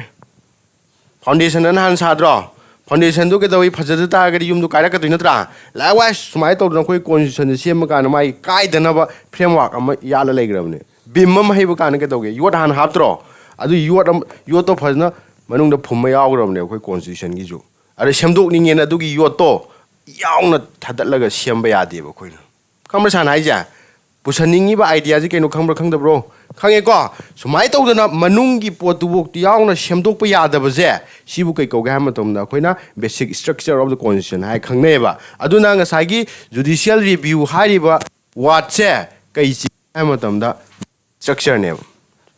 soidat pa ya da ba mawong ne ba constitution gi yar ba ana kai ne ba part of the basic structure of the constitution wa ga khoi na kitang di lu ni ko su kai de lakini chamo who decide the salaries and an allowance of the speaker, deputy speaker of the assembly. Assembly di kay matang ino man hay state kinatro. State amad layriba speaker, deputy speaker gi makoy gi tolop adini makoy na phangada ba khutong chaba mayam ja kanana lep ka duinui. Governor lep tora, chief minister lep tora, parliament lep tora, state legislation lep tora. Basic structure very good. Sina lep to ni ko muna tao sida maga haira magyong akoy na all India gi level dana sa nang sa ke high parliament lay have na tra adi state ki level dana ke dore legislative assembly na lay high ko sumi ko yung akoy gi magi governor ka ni governor wo legislative assembly wo ga ko ngasai gi akoy gi sigi kaino sa no ja ge to do legislative assembly parliament magi layriba levels of kano je government je sigi moko ki chalai ga mo ki paisa lai roidra laini ko amuna taw ko sigi ward se san hai je paisa ji kai ji la ke ram no na hang kane khu me tax me am ji di no ha magi singi tax lo la kane mai ki tax la kane la oidra si me am kai sang ga do no hai matam da akoi all India gi we ga no mo ki economy lai ko ada sang du ni state ki ju ke do mo ko ki economy lai je ba si loi sang du ne ba ko si sang yo paisa je aina chief minister wo re ga na aina tongning mo taw ya ba na te ko all India we na aina president we prime minister we na sikim aina sina ba ya de yan tai ko atari sar kam kan sina ba ya do ba na question mo thola bra kam kan thola ka kam kan sina ba ya ga ke ha matam da no na sigi ward am tara mani budget ana tai ko loi mari le na ka do ni kam kamaina to go da ge ha ba matam da yengo sina India gi ni khala ji ko sina akoi state ki ni khala je state level gi yengo India gi han na ji ata gi government am chalai ba ji ke no paisa me am sang du na tra san hai paisa ji ke mo ne chalai ni ke to di ya den sumi ko ata ri ke do rani makoi gi sahi ma da chang ga da ba paisa me am mo loi pa tho ne handak sahi gi di ke railway da si tha da ba aeroplane sing ge lei ba de di hidak sing ge lei ba loi pa tho ni na au kan kai chema tha do ra ni mo na budget ne ata budget di ke hai ra sahi im chang ga da paisa do na tro chema tha do ra ne kai pu thora ka no bill loina ni ko pu thora ka je kai pu thora ni bill loina di India ile ben di parliament pu thora idra pu thora ka ni ko aro parliament ke do de ba pass to du ni aro kanana bill ji ke woi ge ni ek won gi ni tro kanana ya ba pi ra ga ngasai kanana hai gi president na sumi ko aro kan adu gi ya ba du wai ta ga di ngasai gi hai ri ba paisa le che suppose crore 5,000 ne khala je yan dara ba 50,000 crore ne khanjala je 시제 부토라가 아야 비리 칼라제 프레시덴트 안도다 시나바야 네 나트라바 시나바야 로 카우 사나이자 아다리 콰이디 싸우지 그나 원래메 parliament 원래면 들어 수미가 아루가 스테이트 기 케이스는 게 왜그디 봐 개워디노 assembly 왜디노 들어 아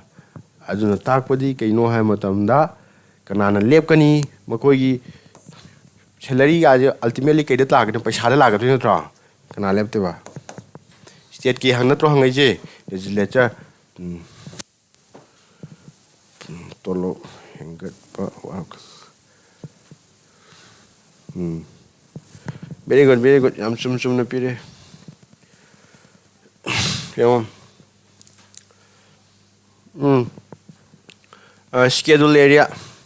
kudang mana kan na khanga ni schedule trap kana tarba schedule class kan leidna si me am kana lauk thopa ngongi kaw gono ko sigum ba khara chaw po si kana we ni president we ga da ko यार ngang ta kyu do kya le hai gi schedule kya le hai gi sana rama thoi na 1 2 3 4 5 6 7 8 9 10 11 12 यार ba 시기 택시 슈가 왜 되고 시대기 좀 반응 좀 한 거기 뭐 알아보니까 아우사 따이 하비로사 아이 로샬라게 떠래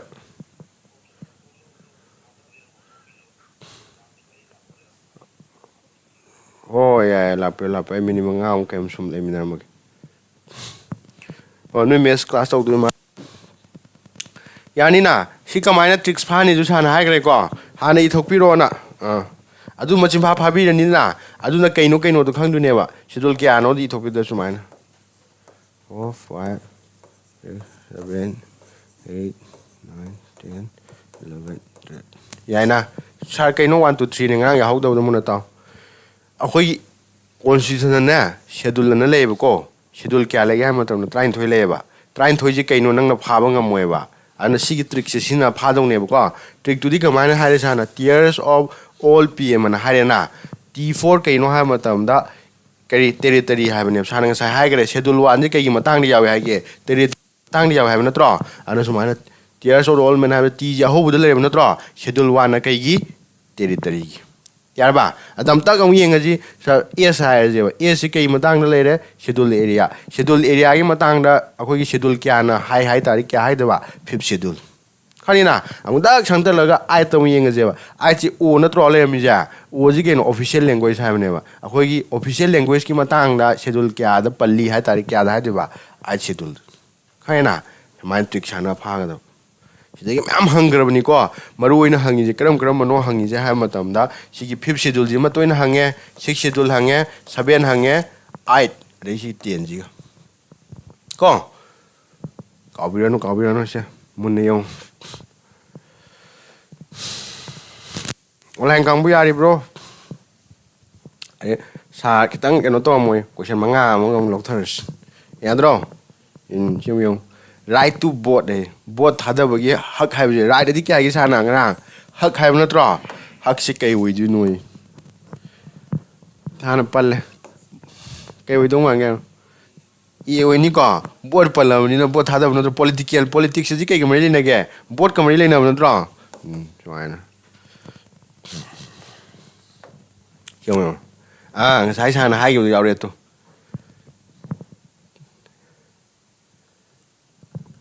ꯍꯥꯏꯔꯣ ꯃꯨꯟꯅ ꯌꯦꯡꯉꯒ ꯀꯩ ꯑꯣꯏꯅꯤ ꯂꯥꯜꯂꯝꯕ ꯌꯥꯔꯣꯏꯀꯣ ꯀꯔꯤ very good ꯀꯥꯎꯕ ꯌꯥꯗꯦ ꯄꯥꯔꯂꯤꯌꯥꯃꯦꯟ ꯍꯥꯏꯇꯥꯔꯒꯗꯤ ꯀꯅꯥ ꯆꯜꯂꯦ ꯍꯥꯏꯒꯤ ꯁꯥꯔꯅ ꯑꯉꯥꯡ ꯈꯪꯍꯧꯗꯕ ꯑꯉꯥꯡꯅꯤ ꯀꯩꯗꯧꯔꯦ ꯑꯁ ꯀꯩꯅꯣ ꯄꯥꯔꯂꯤꯌꯥꯃꯦꯟꯗꯤ ꯀꯩꯅꯣꯅꯦ ꯂꯣꯛ ꯁꯚꯥꯒ ꯁꯣꯔꯤ ꯁꯤ ꯅꯠꯇꯦ ꯂꯣꯛ ꯁꯚꯥꯒ ꯔꯥꯖ꯭ꯌ ꯁꯚꯥꯒꯅꯤ ꯁꯤ ꯈꯣꯠꯂꯝꯗꯣꯏꯅꯦꯕ ꯃꯅꯨꯡ ꯍꯨꯠꯅ ꯄꯥꯍꯧꯕ ꯑꯉꯥꯡꯗꯨꯅ ꯀꯩꯗꯧꯕ ꯅꯠꯇꯦꯍꯦ ꯁꯤ ꯂꯩꯔꯦ ꯊꯣꯝꯗꯨꯅꯦꯕ ꯑꯗꯨꯝ ꯁꯨꯃꯥꯏꯅ ꯈꯪꯅꯤꯅ ꯈꯪꯕ꯭ꯔꯣ ꯈꯪꯗꯕ꯭ꯔో ꯀꯩ ꯃꯔꯝꯒꯤ ꯄ꯭ꯔꯁꯤꯗꯦꯟ ꯄꯛꯁꯜꯂꯛꯏꯅꯣꯁꯨ ꯈꯪꯉꯦꯀꯣ ꯁꯥꯔꯅ ꯉꯁꯥꯏ ꯍꯥꯏꯈꯤꯕꯗꯣ ꯕꯤꯜ ꯑꯃ ꯁꯦꯝꯕ ꯀꯥꯟꯗ ꯑꯜꯇꯤꯃꯦꯠꯂꯤ ꯀꯅꯥꯅ ꯑꯌꯥꯕ ꯄꯤꯗ ꯇꯥꯔꯒꯗꯤ ꯂꯣ ꯑꯣꯟꯕ ꯌꯥꯗꯦ ꯍꯥꯏꯒꯤ ꯄ꯭ꯔꯁꯤꯗꯦꯟꯅ ꯄꯤꯗꯗꯤ ꯍꯥꯏꯒꯤꯀꯣ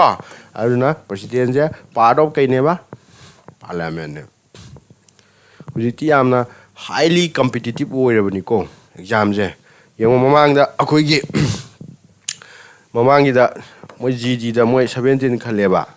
17 ꯈꯟꯕꯁꯤ ꯀꯩꯗꯧꯒꯦ ꯍꯥꯏꯕ ꯃꯇꯝꯗ 80+ ꯐꯪꯉꯀꯥꯟꯗꯅꯦꯕ ꯈꯜꯂꯤꯁꯤ ꯅꯦꯛꯁ ꯃꯊꯪ ꯑꯃꯨꯛ ꯊꯥꯕ ꯀꯥꯟꯗ ꯀꯩꯗꯧꯔꯦ ꯑꯩꯈꯣꯏꯒꯤ 90 ꯃꯌꯥ ꯐꯪꯕꯁꯦ ꯑꯃꯨꯛ ꯈꯟꯗꯦꯕ ꯗꯥꯎꯗꯕꯨꯗꯤ ꯂꯩꯀꯣ ꯈꯨꯗꯝ ꯑꯣꯏꯅ ꯍꯥꯏꯔꯀꯥꯟꯗ ꯅꯣꯏꯒ ꯊꯥꯃꯤꯟꯅꯔꯤꯕ ꯃꯌꯥꯝꯗꯣ ꯂꯥꯏꯇꯕ ꯉꯥꯛꯇ ꯑꯣꯏ ꯂꯩꯔꯝꯃꯦꯕ 40ꯗ ꯈꯜꯂꯁꯨ ꯌꯥꯏꯑꯕ ꯁꯤꯅꯦꯕ ꯀꯝꯄꯤꯇꯤꯇꯤꯞ ꯑꯦꯛꯖꯥꯝ ꯍꯥꯏꯁꯤ ꯑꯗꯨꯒ ꯅꯗꯥꯎ ꯊꯤꯗꯅ ꯊꯥꯃꯤꯟꯅꯔꯤꯕ ꯃꯌꯥꯝꯗꯨꯅ ꯍꯦꯛꯇ ꯃꯌꯥꯗ ꯃꯩ ꯍꯧꯕ ꯉꯥꯛꯇ ꯑꯣꯏ ꯂꯩꯔꯝꯃꯦꯕ ꯅꯣꯏꯗ 160 ꯑꯣꯏꯔꯝꯒꯅꯤꯀꯣ ꯇꯣꯇꯦꯜꯗꯣ 160 ꯃꯅꯨꯡꯗ ꯀꯩꯗꯧꯔꯦ 150 ꯐꯪꯉꯕꯣ ꯈꯟꯗꯕꯁꯨ ꯌꯥꯏꯑꯕ ꯁꯤꯅꯦꯕ ꯀꯝꯄꯤꯇꯤꯇꯤꯞ ꯑꯦꯛꯖꯥꯝ ꯍꯥꯏꯁꯦ ꯑꯥꯏꯗꯤꯌꯥꯁꯦ ꯂꯧꯁꯟꯕ ꯉꯝꯕ꯭ꯔꯥ ꯉꯝꯗꯕ꯭ꯔꯥ ꯁꯥꯔꯅ ꯍꯥꯏꯁꯦ ꯑꯗ ꯊꯥꯃꯤꯟꯅꯔꯤꯕ ꯀꯥꯡꯕꯨꯗꯨꯅ ꯂꯥꯏꯔꯤꯛ ꯍꯩꯇꯕ ꯕꯨ ꯉꯥꯛꯇ ꯑꯣꯏ ꯂꯩꯔꯝꯃꯦꯕꯀꯣ ꯅꯣꯏꯗꯒꯤ ꯍꯦꯟꯅ ꯐꯤꯕꯝ ꯁꯣꯛꯆꯟꯕ ꯑꯇꯥꯔꯗꯤ ꯁꯥꯔꯅ ꯍꯥꯏꯕꯗꯣ 40 ꯐꯪꯉ ꯈꯟꯈꯤꯕꯁꯨ ꯌꯥꯏꯑꯕ ꯑꯗꯨꯕꯨ ꯑꯗꯨꯗꯤ ꯑꯣꯏꯔꯔꯣꯏꯀꯣ ꯍꯧꯖꯤꯛꯇꯤ ꯀꯩꯗꯧꯔꯅꯤ ꯊꯕꯛ ꯑꯃ ꯐꯪꯍꯧꯅꯕꯅ ꯃꯤ ꯀꯟꯅ ꯄꯥꯅꯔꯕ ꯉꯥꯛꯇ ꯅꯠꯇ꯭ꯔꯣ ꯑꯗꯨꯅ ꯃꯤꯅ ꯄꯥꯔꯤꯗꯨꯗꯒꯤ ꯅꯣꯏꯅ ꯍꯦꯟꯅ ꯄꯥꯒꯗꯧꯅꯦꯕ ꯑꯗꯨꯅ ꯑꯩꯒꯤꯗꯤ ꯀꯩꯁꯨ ꯀꯥꯏꯗꯦ ꯍꯧꯖꯤꯛ ꯃꯣꯏꯒꯤ ꯑꯩꯈꯣꯏꯒꯤ TA ꯍꯟꯗꯛ ꯇꯦꯔꯤꯇꯣꯔꯤꯌꯦꯜ ꯑꯥꯔꯃꯤ ꯆꯦꯟꯕ ꯀꯥꯡꯕꯨꯗ ꯃꯣꯏ ꯗꯦꯠ 12ꯗ ꯄꯩꯈꯥ ꯂꯩꯕꯅꯤꯀோ ꯈꯩꯅ ꯑꯗꯨ ꯁꯤꯒꯤ ꯀꯥꯁ ꯀꯣꯔꯁ ꯇꯧꯕꯗꯤ ꯂꯣꯏꯁꯤꯜꯂꯛꯀꯗꯣꯔꯦ ꯑꯗꯣ ꯑꯩꯅ ꯈꯟꯕ ꯀꯥꯟꯗ ꯃꯣꯏ ꯍꯧꯖꯤꯛ 60ꯃꯨꯛ ꯇꯧꯋꯦ ꯑꯩꯅ ꯈꯜꯂꯤ 60ꯗ ꯑꯩ 10ꯃꯨꯛꯇꯪ ꯌꯥꯎꯔ ꯂꯣꯏꯔꯦ ꯁꯤꯅ ꯑꯩꯅ ꯈꯜꯂꯤꯁꯤ ꯀꯣ ꯐꯖꯅ ꯇꯥꯛꯏꯅꯦ ꯑꯗꯨꯝ ꯍꯧꯖꯤꯛꯐꯥꯎꯗ ꯑꯩꯈꯣꯏꯅ GKꯒꯤ ꯅꯩꯅꯔꯤꯁꯦ ꯀꯣꯏꯁꯟ ꯄꯨꯟꯅ ꯀꯌꯥꯃꯨꯛ ꯁꯨꯔꯒꯦ ꯍꯥꯏꯕ ꯃꯇꯝꯗ 2,000 ꯍꯦꯜꯂꯦꯕ ꯀꯣ ꯃꯣꯏ ꯍꯥꯏ ꯁꯥꯔ ꯑꯩꯈꯣꯏ ꯑꯗꯨꯒꯤ ꯃꯊꯛꯇꯨꯗ ꯃꯣꯏꯅ ꯑꯦꯛꯁꯇ꯭ꯔꯥ ꯑꯃꯨꯛ ꯄꯤꯁꯜꯂꯤꯅꯤꯀꯣ ꯁꯤ ꯄꯥꯖꯧꯅ ꯁꯥꯟꯅꯅ ꯑꯗꯨꯒ 2,000ꯁꯤ ꯂꯣꯏꯅ ꯁꯨꯃꯥꯏꯅ ꯁꯥꯔꯒ ꯅꯣꯏꯒ ꯁꯨꯃꯥꯏꯅ 1 by 1 ꯁꯨꯃꯥꯏꯅ ꯅꯩꯅꯔꯤꯁꯦ ꯁꯨꯃꯥꯏꯅ ꯅꯩꯅꯔꯀꯥꯟꯗꯅꯦꯕ 2,000 ꯁꯨꯔꯛꯏꯁꯦ ꯏꯔꯥꯏ ꯂꯥꯏꯅ ꯍꯦꯛꯇ ꯁꯤꯅ ꯆꯠꯈꯤꯕ ꯅꯠꯇꯦꯕ ꯑꯗꯨꯅ ꯃꯣꯏ ꯌꯥꯝꯅ ꯀꯟꯐꯤꯗꯦꯟꯁꯄꯨꯗꯤ ꯋꯥꯡꯉꯦ ꯑꯗꯣ ꯏꯁꯣꯔꯅ ꯆꯥꯟꯗꯅ ꯃꯣꯏ ꯈꯟꯕꯤꯔꯛꯄꯁꯨ ꯑꯣꯏꯖꯅꯨ ꯑꯗꯨꯅ ꯁꯥꯔꯅ ꯍꯥꯏꯅꯤꯡꯉꯤꯕ ꯄꯣꯏꯟꯗꯤ ꯀꯩꯅꯣ ꯍꯥꯏꯕ ꯃꯇꯝꯗ ꯅꯈꯣꯏꯁꯨ ꯆꯞ ꯃꯥꯟꯅꯩ ꯑꯩꯗꯤ ꯍꯧꯔꯛꯇ ꯉꯥꯏꯔꯦꯅ kano tau no just kona pagi habi wakhalo no leidra adu tau no chalo wadu adu maina tha ani ahum dang phajana focus to go chatpiru ko ade loi laira ne yan dai ko sana ja sana habi dong sai yumom saba kai hana sai hage foundation hana semdro foundation du lingak ta ga di hayeng nang na paisa pa ga na mathon manga hap kat ke ju yadro foundation du nang ga dawra lik ini na kitang tok chalok ta de heng paisa tak long pai khale khale je ba hap kat pa ya ga da yaro aduna kai lingu mathok tai foundation lingu mathok tai anyway sida long sana hage bu emergency makan kya le ye sai I thoki bu like pra kai ne hagi sana amuka ningjang ji kawa ade khoi di national emergency haiba ma sumi ko emergency sana I tholage ko number 2 da kari state emergency natraga kari pia haga ju khangne ko sana mathang na kai hage financial emergency haiba natro obviously kai wara ahum more ada ama ju hagi sana karam mano suktok tok dri buje financial ni ko yare silai to amkan details am hairam gyong ngasai gi sana haigi national emergency je article 352 ni haigi ko hau oh ja halo ya sukai ke ya ba ya kenogi 352 je emergency haigi ko national emergency haigi ko sana kam kan na tholak ka dau no yo wa la kan ko extended aggression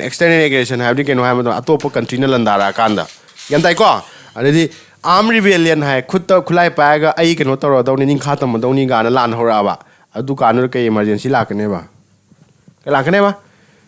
352 have the gari national emergency lakne yantai na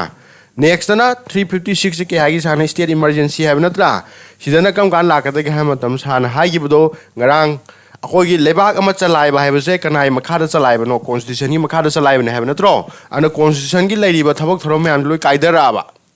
for example manipur right tar mi gi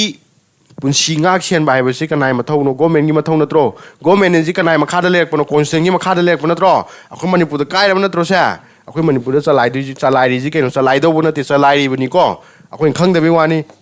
356 ni kha ba kan thau re ko ane hang be 350 se kam kana salai ra kata gen ade amana yo 360 di sana ke hage financial emergency hai ko kam kana salai matam da financial stability later kanda si dinga si bok salai ji na ju hai ko sana sumai khang biro yare yemu yang je which of the following state is not included in the 6th schedule of the Indian constitution hai sarang sai 6th schedule maru en hai ko 6th schedule the yaw da ba kano ja state che karam manoi ma si mandi sai do gyong kai ga da manipur ga da 6th schedule hai di karam mafam da sana ge hai matam ni yengu sida tripura gumba meghalaya gumba mizoram gumba are arunachal pradesh gumba asam gumba mafam da sane kai no hai matam da moi gi mafam ji akoi tribal na nam na tai ba ana tribal na nam na ta bina tribal gi ba tong anu mo ko gi administration nam lai ja ba gi aya ba do kai na pi ba 6th schedule na pi ne aduga manipur da kai gumba 6th schedule di hek la ba ko ata de kisu kai de ko khangning khang ju lab ni thai moi myam harau du ne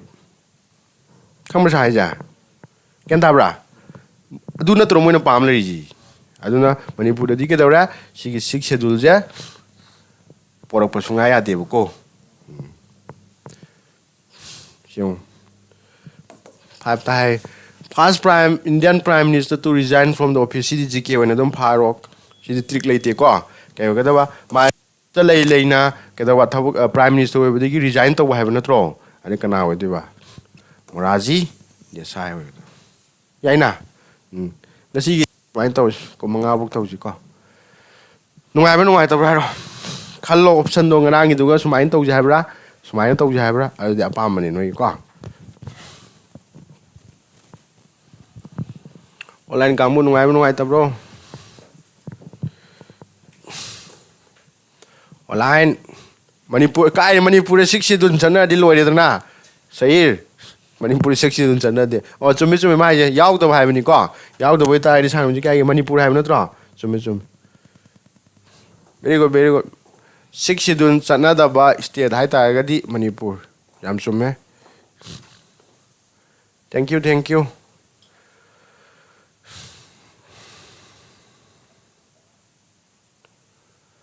ꯍꯧꯖꯤꯛꯇ ꯑꯩꯅ ꯍꯥꯏꯒꯤꯗꯣ ꯃꯈꯥꯗ ꯏꯕꯗꯣ 6 schedule ꯄꯨꯔꯛꯄ ꯌꯥꯗꯦꯗꯣ ꯀꯩꯒꯤꯅꯣ ꯍꯥꯏꯈ꯭ꯔꯦ ꯅꯠꯇ꯭ꯔꯥ 6 schedule ꯍꯥꯏꯕꯗꯤ ꯀꯩꯅꯣ ꯍꯥꯏꯕ ꯃꯇꯝꯗ ꯑꯩꯈꯣꯏꯒꯤ ꯇ꯭ꯔꯥꯏꯕꯦꯜꯒꯤ ꯇꯣꯉꯥꯟꯕ ꯁꯦꯄꯔꯦꯠ ꯑꯦꯗꯃꯤꯅꯤꯁꯇ꯭ꯔꯦꯁꯟ ꯑꯃ ꯂꯩꯍꯟꯒꯗꯣꯏꯅꯦꯕ ꯑꯗꯣ ꯁꯦꯄꯔꯦꯠ ꯑꯦꯗꯃꯤꯅꯤꯁꯇ꯭ꯔꯦꯁꯟꯗꯣ ꯄꯨꯔꯛ ꯇꯥꯔꯒꯗꯤ ꯑꯩꯈꯣꯏꯒꯤ ꯑꯆꯥꯄꯣꯠ ꯃꯌꯥꯝꯅ ꯍꯔꯥꯎꯗꯣꯏꯅꯦꯕ ꯅꯠꯇ꯭ꯔꯥ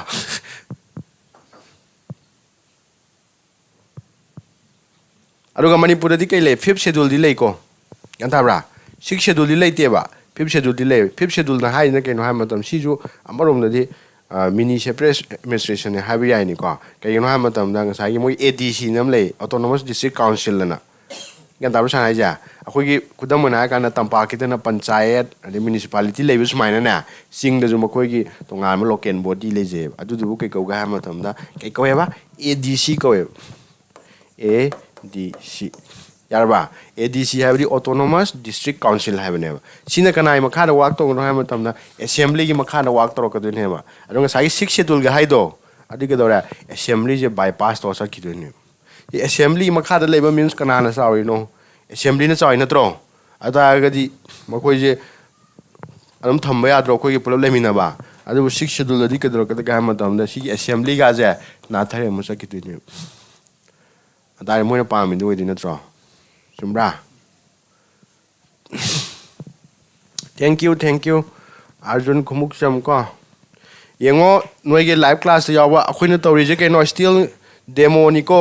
ꯀꯔꯤꯅꯦꯕ ꯗꯦꯃꯣ ꯀ꯭ꯂꯥꯁ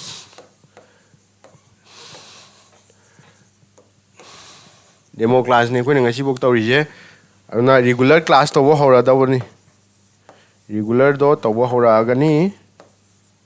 ꯑꯗꯨꯅ ꯅꯣꯏ ꯀꯩꯅꯣ ꯏꯟꯇꯔꯦꯁ ꯂꯩꯇꯥꯔꯒꯗꯤ ꯑꯗꯨꯝ ꯌꯥꯎꯁꯟꯕꯤꯔꯣ ꯒ꯭ꯔꯨꯞ ꯑꯃꯁꯨ ꯂꯩꯕꯅꯤꯀꯣ ꯑꯩꯈꯣꯏ ꯂꯩꯗꯥꯏꯅꯦ ꯀꯔꯤ ꯍꯥꯏꯅ ꯂꯩ ꯅ꯭ꯌꯨ ꯕꯦꯠꯁ ꯑꯅ ꯑꯃ ꯂꯩꯗꯥꯏꯅꯦ ꯑꯗꯨꯗ ꯑꯗꯨꯝ ꯑꯣꯄꯟ ꯑꯣꯏꯕꯅꯤ ꯖꯣꯏꯟ ꯇꯧꯁꯟꯕꯤꯔꯣ ꯅꯠꯇ꯭ꯔꯒ ꯅꯣꯏ ꯐꯤꯖꯤꯀꯦꯜꯂꯤ ꯑꯗꯨꯝ ꯌꯥꯎꯒꯦꯔꯥ ꯑꯗꯩꯗꯤ ꯑꯣꯟꯂꯥꯏꯟꯗ ꯌꯥꯎꯒꯦꯔꯥ ꯌꯦꯡꯕꯤꯔꯣ ꯌꯥꯔꯦ ꯉꯁꯤꯒꯤꯗꯤ ꯂꯣꯏꯁꯤꯟꯁꯤꯀꯣ ꯁꯨꯃꯥꯏꯅ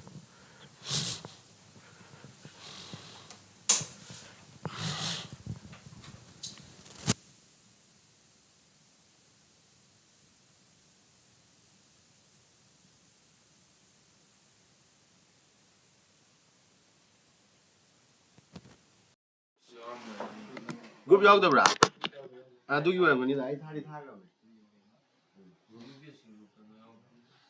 ꯒ꯭ꯔꯨꯞꯁꯦ ꯑꯅꯤꯗꯤ ꯌꯥꯎꯋꯦꯕ ꯉꯔꯥꯡ ꯁꯦꯝꯃꯛꯄ ꯑꯃ ꯍꯥꯟꯅꯒꯤ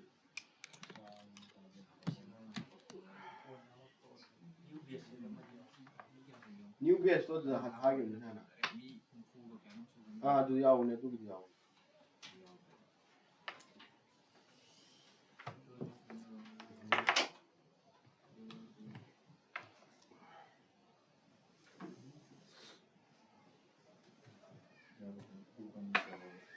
ꯌꯦꯡꯉꯣ ꯅꯣꯏ ꯑꯝꯇ ꯍꯥꯞꯆꯤꯟꯅꯕ ꯌꯥꯔꯣꯏ ꯍꯥꯞꯆꯤꯟꯅꯔꯣ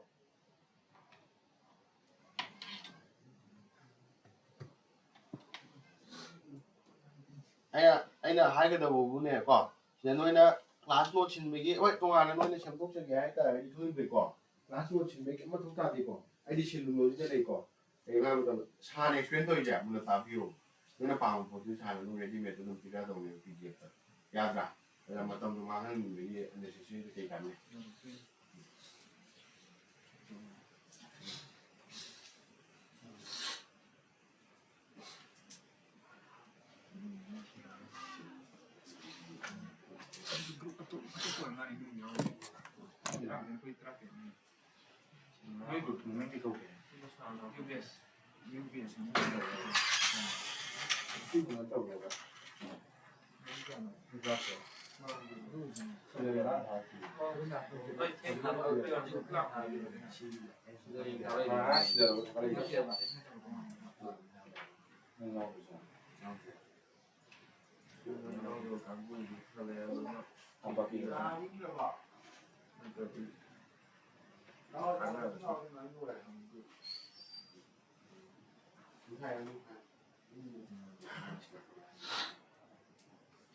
ꯅꯣꯏ ꯑꯦꯛꯖꯥꯝ ꯑꯃꯨꯛ ꯊꯥꯗ꯭ꯔꯤꯕ꯭ꯔꯣ ꯅꯣꯏ ꯊꯥꯎꯔꯦꯕꯀꯣ ꯆꯍꯤ ꯁꯨꯗ꯭ꯔꯤꯌꯦ ꯊꯥꯖꯜꯂꯨꯀꯣ